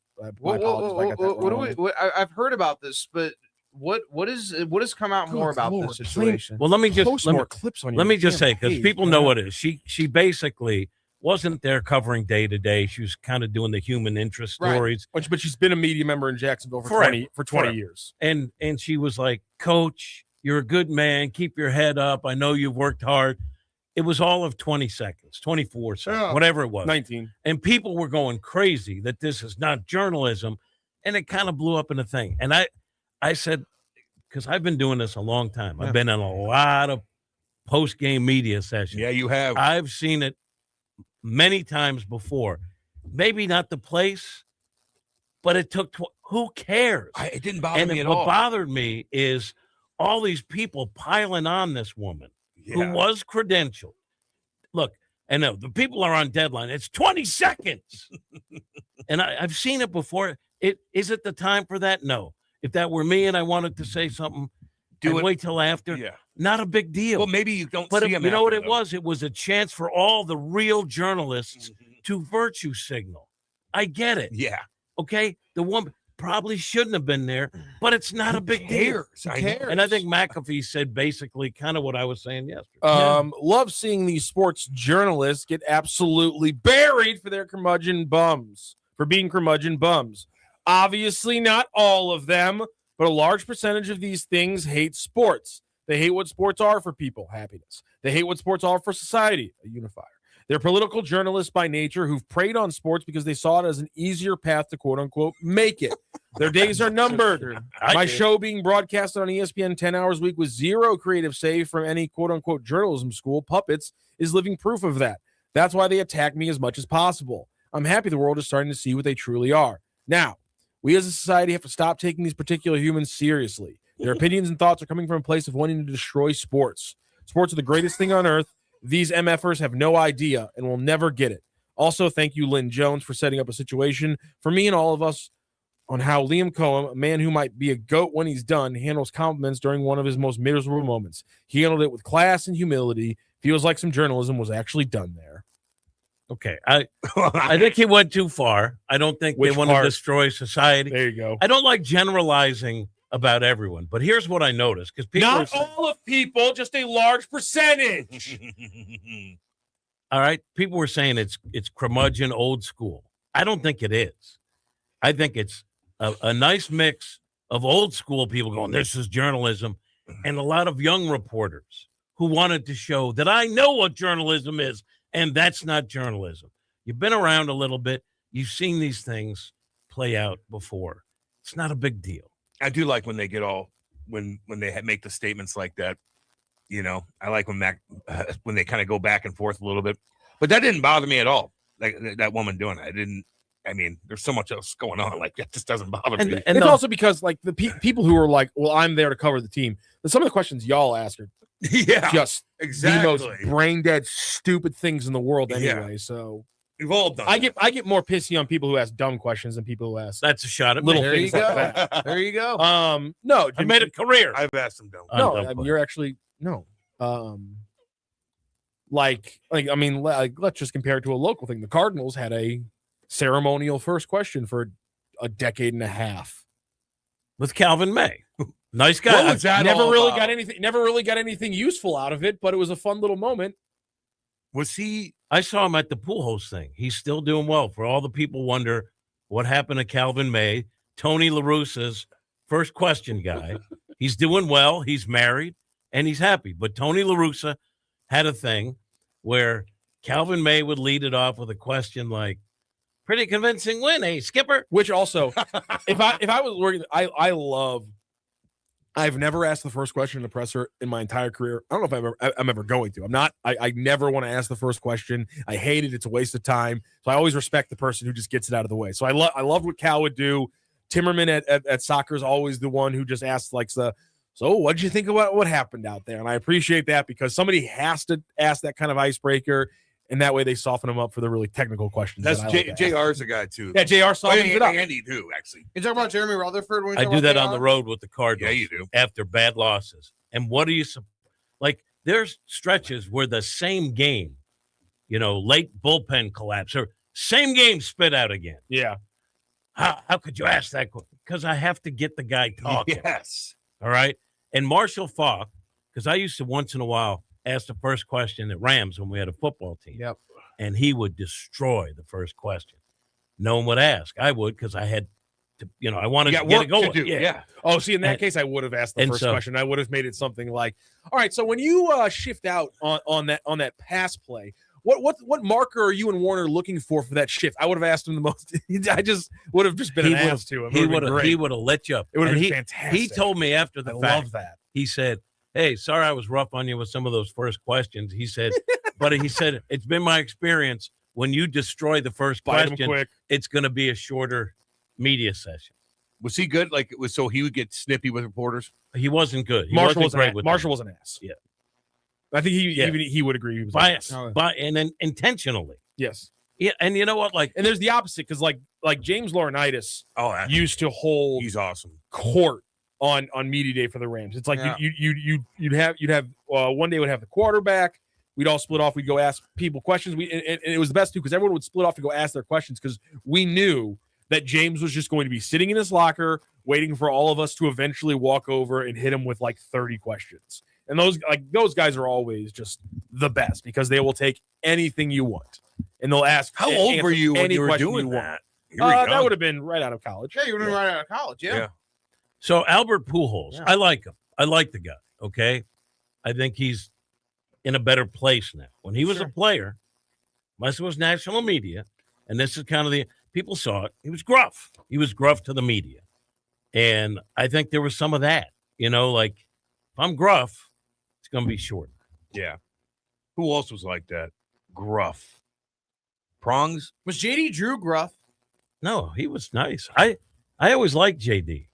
I think you talked to him a lot because he was injured. He got a bad rap from his teammates too, because even his teammates. Because he was lazy? Didn't play. He wouldn't play through injuries. Yeah, he eventually, by the end of his time here, people would make jokes about him breaking a nail on his pinky and stuff like that. That's a tough one to shake. Teammates, his own teammates would make jokes about it. One to shake. Ask Carlo Koyakovo about that. Oh, but he had some good years, or one really good year in St. Louis, and as talented of a player, he could do pretty much everything. He couldn't figure it out.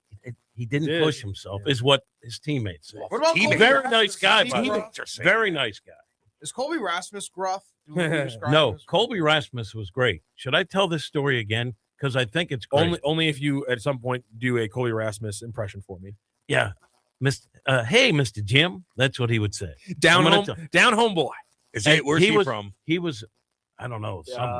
It's kind of a hold on background story. Columbus, Georgia. There you go. He had an MLB logo tattooed on his shoulder. Oh my! Showed up at spring training with a license plate that said MLB Ras. His dad was his coach his entire life. Oh no! And a phenomenal talent. Now, and he was always nice kid, and super talented. But this is a true story. I've told it before, but I like telling it, so I'm going to tell it again. I don't know if you remember it or I told it to you. So he was going to be on pregame. So we agreed he'd come on pregame, and I'm waiting for him. I'm in the dugout, got the camera guy ready to go. Pop in, he's writing. So, he's busy. Wait 10 minutes. Pop in, look again. Still writing. By this time, it's 30 minutes I've been waiting, and he's at this table. So I go to get him because it kind of running out of time. And I walk up, and I thought he'd be doing a crossword puzzle, writing some sort of soliloquy. He was drawing little Martian men, literally 5 pages full of the same little Martian characters. And he saw me walk up. Oh, that's amazing. And he covered them up. Oh my God. And he said, "Sorry, Mr. Jim, I'm coming right out." That's what he was doodling, Martian characters. Now, he also later in life I can think of when you tell this story is what is the RFK press conference from last year. We talked about he's like you've never seen an autistic kid play baseball. I don't even remember. I don't know. I feel like a couple successful ones might have been on the Cardinals that season. Yeah. Jesus. Let me tell you something. Drawing Martian. Colby Rasmus. What an awesome kid. Was talented and he was nice. He was never gruff to me. But I had players like some of the nice guys, like Barkman said, I tried to come under my wing, and he wouldn't listen. Because he only wanted to listen to his dad. That's not dude. So you get all the reporting where LaRousse is telling him like, I need you to do this. I need you to do this. And he's like, yeah, but like back home when I work with my dad, I don't do that. And I can't imagine. Oh, no. I can't imagine as a pro player actually saying that to my professional coach. Yeah. But he had some good power years. So what happened? He was an athlete. He played a long time in the league. He just left the team one year, as I Yeah. recall. I think he just, Got traded, walked didn't he? away. He ended up like he had a big eye. He looked out. He had the big Amish beard going. He was a nice kid, nice man, very talented. Played He 10 was a years guy in the league. but didn't live up to the potential that I Right. think he could have. And he had a tattoo of MLB on his Are shoulder. you kidding? And he probably got tortured by the guys. I think they How can you tried to not- help him Yeah. and couldn't reach him. He's just Oh, growing man. Martian. I can't believe you didn't hear that story. And I don't love say everything it to be about mean that. to the guy No, because I that's like him. awesome. It's adorable. I love. Man, he I was love certainly that out so of this much. world. I love oh my that so goodness. much. Nicely done. I like that. That was Oh my good. That was good. I like that. That was a good pun. You have any tattoos, Brody? Nope. You gonna Nope. get any like your daddy? I don't know. Never say never. I don't think so. Just No, wait I don't till- anticipate. you just gotta wait till you're 65. That's just what the Herman men do. They wait till Yeah, they're yeah, 65 they and load up. then they ink up. Right. He's not 65.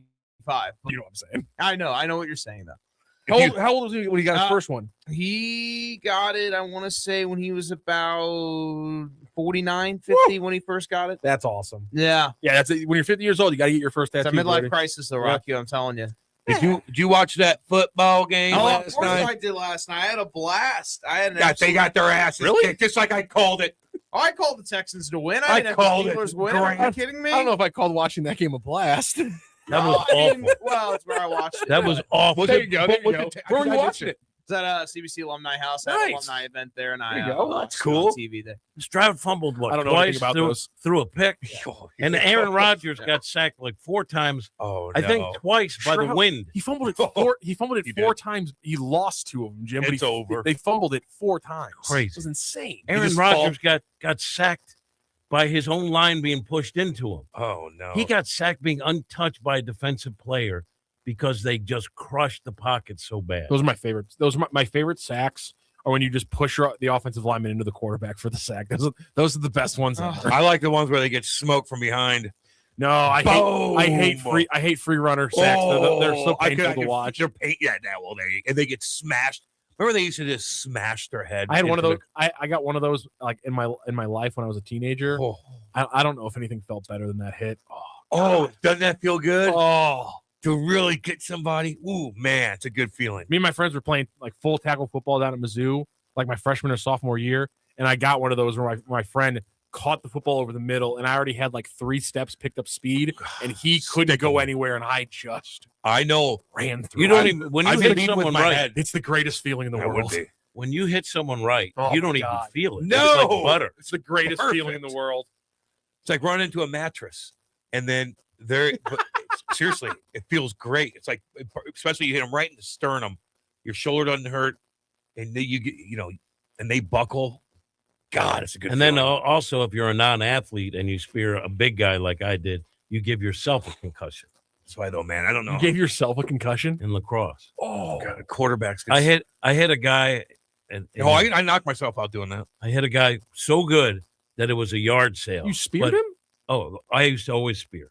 What the Yeah, hell, Jimmy? Lucky you didn't get a because I pointer. wasn't athletic enough to hit with my shoulder. Well, I So feel I like had to that's a spear. little bit of a. You're So lucky I you didn't hurt your exception. neck. I probably no. did. What- So hang on. I hit a guy in some game where I was pumped in out of the penalty box, and they're man up, so he doesn't even see me coming. Oh yeah. And so he turns to pick up a ball. He dropped it, and he's facing me, and I hit him. He went 10 feet. He was out. I can't. And suddenly I was a hitter, and I hit their big defenseman and gave myself a concussion and had to come out of the game. You know why?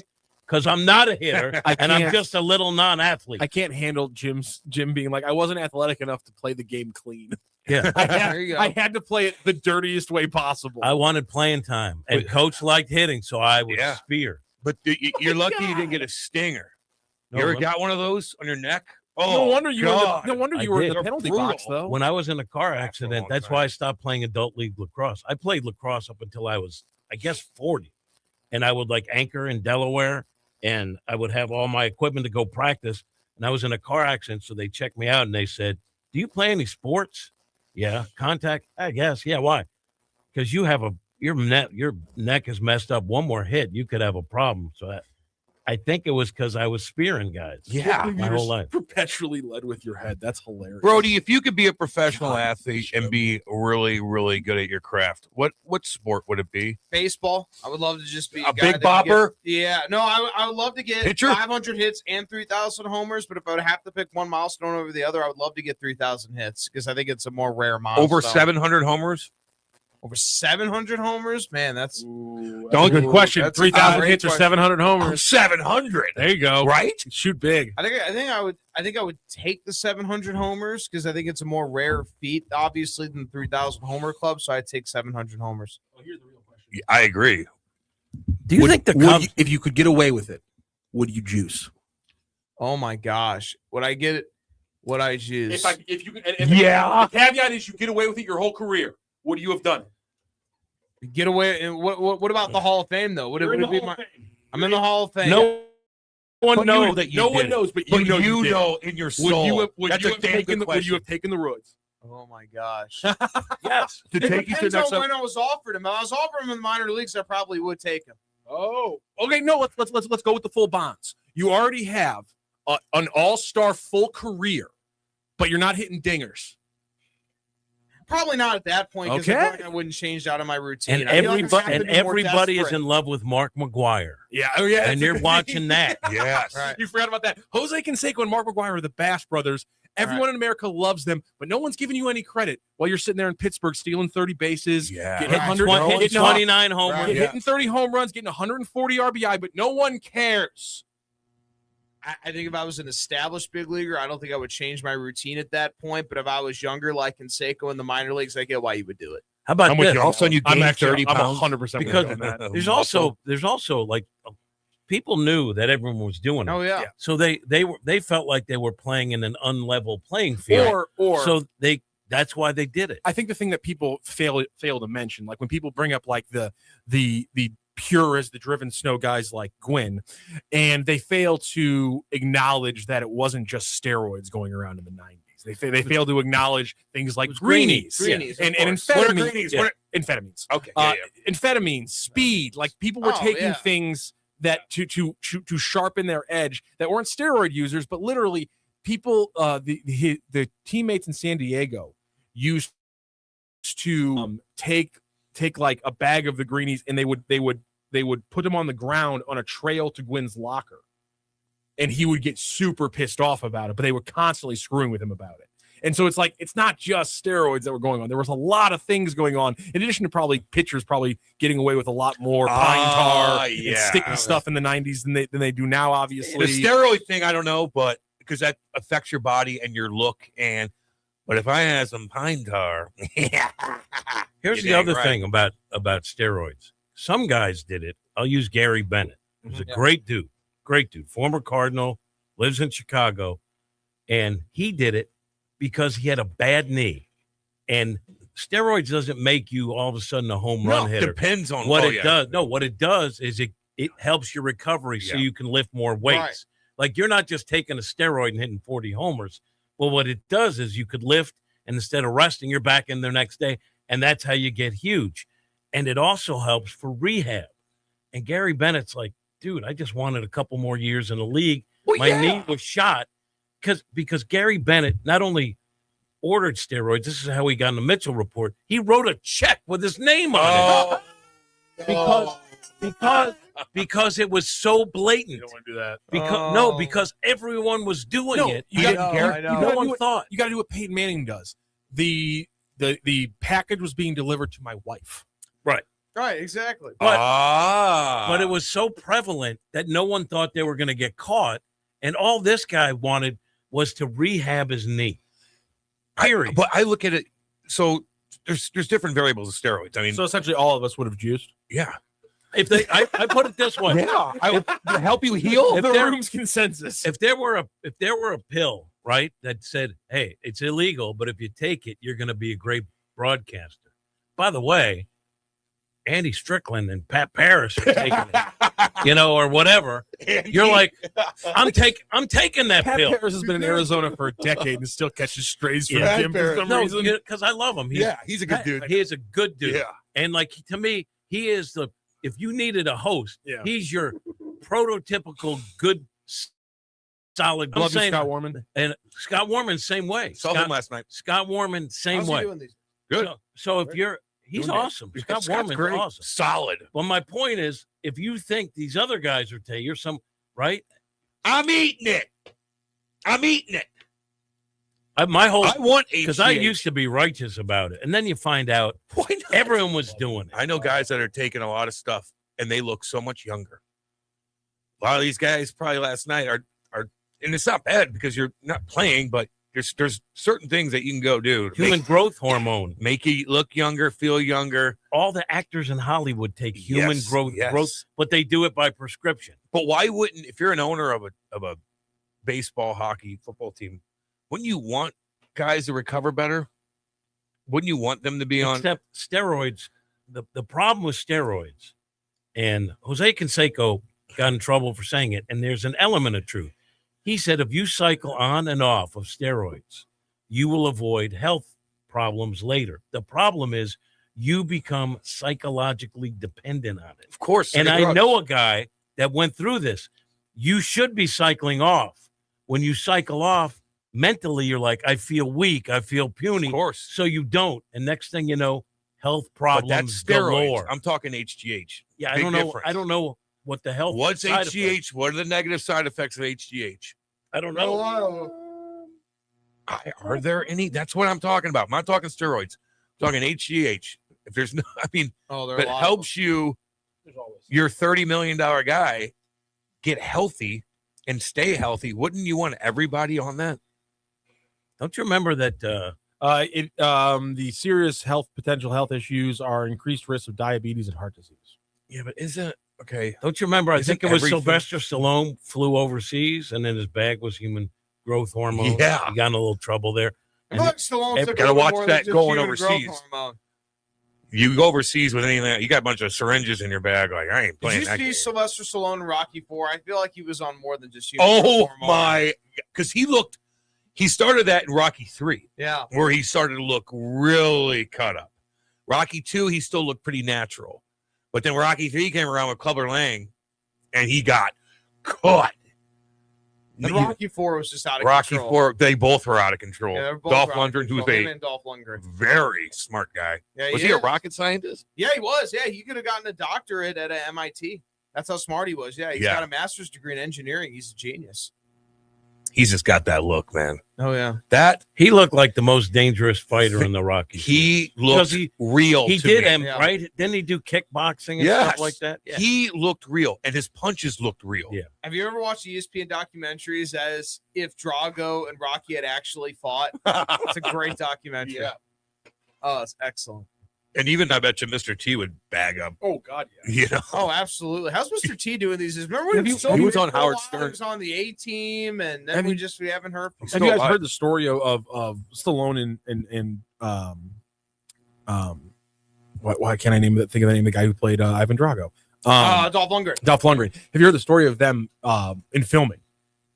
And essentially, legitimately injured each other. well, it's not just that. It's that Stallone was like, let's like punch me one time, and Lundgren was like, I don't think I should do that. And Lundgren hit him one time, and Stallone went down like a sack of Hospitalized. potatoes. Was hospitalized. And they had to completely change. Just like he was like, okay, that just shows you like that's a real fight. Yeah. Dolph Lundgren bags him up, bags him up. no problem at all. Yes. It's just Dolph Lundgren would have killed him. But he did do a good job of throwing punches that looked That real. looked real straight punches. Especially, and by the way, especially in the first one when the budget is Carl absolutely Weathers. nothing. Carl Weathers had that look too, baby. Didn't he? He Yeah. had a, like, what's up? He's so good in that movie. Athletic. He's He was so great. good in that movie. Fantastic. He's so believable. It's unbelievable. It's crazy that he's like Believable. not the star. He's like believable as like the bigger star in the movie, even though he's Yes. not supposed to be the star. Like He had God, so good.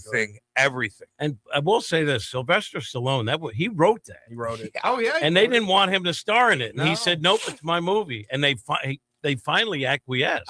My favorite Stallone thing has to be that Arnold Schwarzenegger tricked him into doing like 2 or 3 movies like some of the worst movies in Hollywood history because they were going shot for shot. Yes, they were. And Arnold was like, every time I do a movie, he does one and does just as well as me. So Arnold like leaked that he was going out for these couple of scripts, and Stallone became obsessed with getting them, and they ended up being like terrible movies. What movies?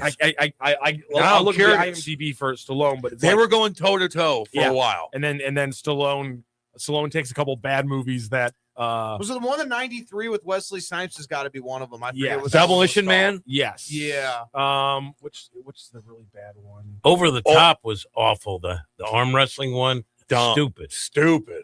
Interesting to me that Cam is saying that, considering I know literally a direct shot-for-shot remake of that movie happened last weekend. Oh, I know. He dominated though, Cam. Oh, I'm not supposed to say. How dare you? Come on now. Oh, you're ruining it. Yeah, those guys went toe. But Arnold's movies, I feel like. Stop or Mom Will Shoot. Oh my God, that movie was dumb. That's one that he tricked. That's one that Arnold like tricked him into doing on accident. And then meanwhile, Arnold was doing Twins, kind of went out of his comfort zone, and it blew did up. a little comedy. I like that. Blew up pretty good. Hundreds of millions. Avenging Angelo might be another one. Yeah, he went through a weird spell where he was going through some stupid bad movies in the 90s and 2000s. God, After Rocky, he's a billionaire. Rocky 4 comes out in 1990, or Rocky 5 comes out in 1990. That was a bad And then one. The rest of the 90s Bad and early 2000s are not great for Sylvester Stallone. Who's the actor that also boxed? Yeah, I know who you're talking about. The blonde-haired guy? Yeah. Who got knocked out by Tyson? No. Really? He didn't get knocked out by Tyson. I thought he fought Tyson. The guy that's in Rocky 5, that he's his son or something. No, not Tommy Morris. Okay. He's no longer with us. Who was the guy in Rumblefish? Oh God, I have no idea. I don't know Rumblefish.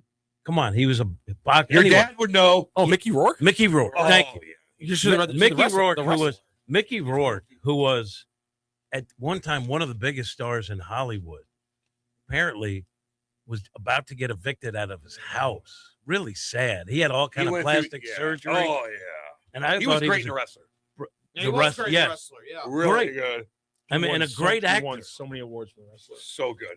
And he almost got evicted. His house is kind of like He's a fallen beat on up. hard times. Mickey Rourke has fallen on hard times. He really has. He got nominated for Best Actor at the BAFTA, Academy Awards, and Screen Actors Guild. And remember when he got, because of that role, he got the lead villain role in Iron Man 2, and that should have set him up for life. Yes. He Bonko. hated doing that movie. He hated that movie. That should have set him up for life, and now he hated doing Iron Man 2. That's kind of a cool movie, I thought. It is it's the best of the three Iron Mans is Iron Man 2. I don't watch. I thought Iron Man was pretty good. I don't see any superhero movies. I don't either. I did see Ever. that for some reason. You're missing out on some great I'm movies. sure I man. am. I just can't. Like the Dark Knight trilogy. Oh, the Dark Knight trilogy was great. You never saw the Dark The Knight? first couple Marvel movies. What? Jimmy. I'm No, a stubborn donkey. I'm not a I'm a superhero. donkey. The Dark Knight Gotta is watch Dark Knight. fantastic. Dark Knight's It's one of the great. best movies probably ever made. Batman Begins is crazy underrated too. It is. I I love don't like Batman comic Begins. books. I don't like Neither do superhero movies. This Joker, dude, he is unbelievable. He is. It's unbelievable. The setting, the And then you- everything and is then Tom, awesome. and then you get Tom Hardy's Bane in the third one. See, Yeah, I didn't- exactly. The Dark Knight. Right. Start there. My brother Yeah. Drew, by I the mean- way, when he worked at ESPN, you know what his nickname was? What? The Penguin. That was a good. Good one. Danny Batman DeVito. Returns with Tim Burton directing it Awesome. is a great movie. Awesome. Love that movie. Hey, I'll tell you what. The Key STL Burger Bar and Boogie, your new home in Grand Central Arts District. The Key STL, where the music plays, the game is always on, and the dance floor is open. The Burger Bar features the ultimate smash burger experience with premium pasture-raised local beef and a dozen house-made sauces to top it off. I've had it before. It's dang good. And we can't wait for you to try it and hang out with us when we do our show live the night of Thursday, January 22nd from 6 to 8. Make your plans now to join us at the Key STL on the 22nd. You have to see this place, and you have to try the food. This is a Key STL Burger Bar and Boogie, 3225 Olive in Midtown, before, during, or after any game. This is the spot, St. Louis. Find out more at thekeystl.com. We'll be there on the 22nd. Matt Adams will be there. We're putting together, honestly, a great prize pack. Yeah. And the food is outstanding. And at this point, if you don't mind, Cam, I would like to mention that this segment brought to you on behalf of Delmar Mortgage. Yeah. Delmar Mortgage. If you're thinking about buying a home, exploring a refinance, or just trying to understand where the market fits into your plans, Delmar is here to help you make a confident, informed decision. They'll walk you through real numbers, show you the cost of waiting, and help you understand when refinancing could actually benefit you and when it might not. No pressure, no guesswork, just clarity. Delmar Mortgage has been helping families since 1966 right here in St. Louis and now across more than 40 different states. They're still family-owned, still focused on transparency, and still committed to making the mortgage process feel simple and not stressful. If you'd like to see how much you could save or simply get a clearer picture of your options, start with a free quick quote at saveinthelu.com. That's saveinthelu.com. Again, that's saveinthelu.com, because better decisions start with better information. Individuals may have been compensated for this message. For licensing information, visit NMLSconsumeraccess.org. Delmar Mortgage, NMLS ID number 30998. Delmar Mortgage is an equal housing lender. You thought I was going to forget that. You thought I was going to forget that, didn't you? I knew you were going to. No, I knew you were going to. He was smiling like a Cheshire cat. We'll be back. No break. We're good. Okay, we're just gonna run up Oh, to my another bad. 2-3 minutes here. Oh, we okay, good we deal. didn't do our job again. Rock hates everything. That would be a great sitcom. Maybe Jim Hayes Enterprise could fund a few pilot episodes. Now it's divesting from child care centers in Minnesota. I just have to like see it's little. We wet our beak on that. It's the little things that piss me off. You don't order multiple pilot episodes. You order one pilot. That's episode. right. That's right. That's how. Unless you have a show on That's every how. care centers in season. Minnesota. That's how TV. We wet our works. beak a little. Good upside. And by the Great way, I have a upside. title for that. I would call it First Rock from the Sun. First Rock from the Sun. I like Oh, that. my. Third Rock from the Sun was actually a pretty cool show. It was a pretty good show. John Lithgow was great. And you know, Terrible Joseph name. Gordon-Levitt was a kid in it. Yeah, that's Terrible right. name. TB Meehan on the chat says HTC remote at spring training day would be fun. Apparently, Science is coming in for spring training. Rooster's going to be down there. Looks like we might have to get an opening day. Are you kidding, dude? If thing we figured went out. down at By the spring way, I training- just want to tell people right now. I just want to tell people right now. I mean, I'm not. We're gonna have a pretty awesome broadcast setup down for winter warm up, and the plan will be that we will have a nice little setup for opening day as well. Oh, I'm going to Florida. I don't even know. I'm hanging out. I mean, I'm going to the beach. I'm in baby. limbo. sorry. I don't know what I'm I doing. mean, let's go. Not spring training. Opening day. Oh. Spring training is Okay. Never mind. before opening. I thought we were going down to Winter Jupiter. warm-up? I thought we were going down to Jupiter. Yeah, I'll do that. No, you can go to Jupiter on your own. That's on you. I'll go down there for a show. It's fun. Yeah. And that's a great place. You ever been to Beautiful. Jupiter? No, I haven't. I need to. Was down in. I've been to one Cardinals spring training game down in Jupiter. It's fun. It's a great place to live, Yeah. Jupiter. It's I need to Florida. get down I'm like, there. I mean, Yeah, it's Florida. We're gonna do our show. We're going to the beach. I didn't really think I'm getting anything a was cocktail. especially That's fun right. about spring training baseball. It was But- more I was in yeah, Florida but for the No, first but- time ever in my life. Jupiter's really Yeah. nice. It's a great place. Nice restaurant. You're right by the. Yeah, let's go. Take the show down there. Yeah. Right when we're done. See ya. We can battle Come TMA. on. Yeah, TMA's going down there. They go down every year. I want to go to Florida again. Kate and I, our family, and we're renting a house down in. Where did I go last? Destin. No, it's further. Destin is like west. It's St. Louis, Florida. St. Louis out, yeah, because you could drive there. But we're renting a house right by the beach. Can't wait. I'm craving like the beach. You know what I mean? Sometimes you just crave that water, dude. The smell of the ocean. And you go in the water. God, yeah. All right. Well, What? if I see that gosh dang rip current, I ain't going in there. The time when I really crave the ocean is every day I wake up in St. Louis. Yeah, I know. I do. I crave, and especially in the wintertime, I'm like, I want to get in the water. Out of here. But the first day we were there, you better not get in that damn ocean because it was angry. So Rocky is more of a Angry. warm weather Scary. guy than a cold weather guy. There's not a fiber of my body that he could be hates described it. as a cold weather He person. hates it. What if I love putting a fire on when snow's coming down. I love it. I love it. Do you think after Rock goes to Florida and enjoys everything that Florida has to offer, You he'll like get the a people? tattoo that says "I heart DeSantis"? I love DeSantis. Oh, look at that. Rock, Speaking of Rockio, I mean, at some point Rockio. you're going to make a you're Speaking going to of pull off a Hoosiers. joke that's funny, but Missouri's got Hoosiers. not today. Florida Oh my goodness. has hillbillies. Not in you Jupiter. Can't. No. Not in Jupiter. No, it's just Florida's a lot bigger no, than it's Jupiter. Just snowbirds. I mean, The entire state, you go to the entire state Central is Florida. snowbirds and hillbillies. Yeah, 100%. You go to Central Florida. Woo! No. Why do you hate snowbirds? Whoa. Snowbirds, hillbillies, and hot people. Yep. It's Florida. You have a mixture of all that. Snowbirds, hillbillies, hot people. Those are the only things you find in Florida. T-shirt. Hillbilly. Why do you hate snowbirds?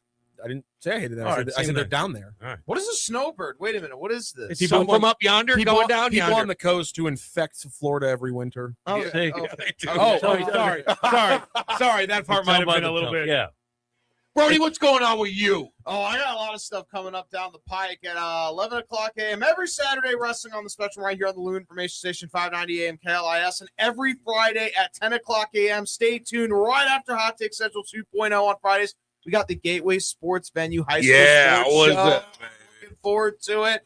We got so many things coming up right here on the Lou Information Station, KLIS 590. So much great programming, great content. We've got it all here, right here. Local, excellent content. Stay tuned. You won't want to miss it. Don't touch that dial. Yeah, baby. Yeah. I got through today. I was struggling when I got here. My eyes were beat you up. weren't struggling. You're a gamer. I get up at 6 o'clock. That was good. Woo! Got up at 6, left at 6:50.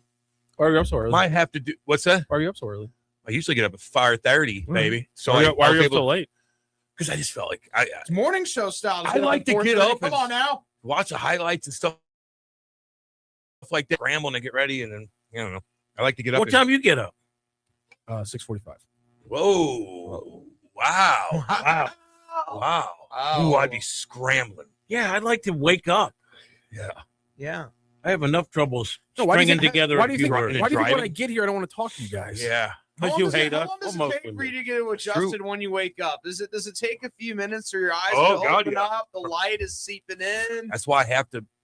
I gotta get going. Yeah. And I don't like driving when I'm tired. That's the scariest. That's rough. Spent my whole life going to bed at 1:30, getting up 5 for the other show. Yeah. Dude, that you were having 3-4 hours of sleep multiple times a week. This feels good. Multiple times a week. You were in here one time and you could not open your eyes. I can believe Jimmy it. fell asleep like this. And I'm just about to film. And I came you to. came to. Oh, God almighty. You got in here though. I'm Like a gamer. Like a trooper. I'm a gamer. All right, guys. We'll see everybody tomorrow. Hot Take Central 2.0. Listen up, fellow timeshare owners. If you're a timeshare owner and you want out at all costs, you're done, frustrated, tired of wasting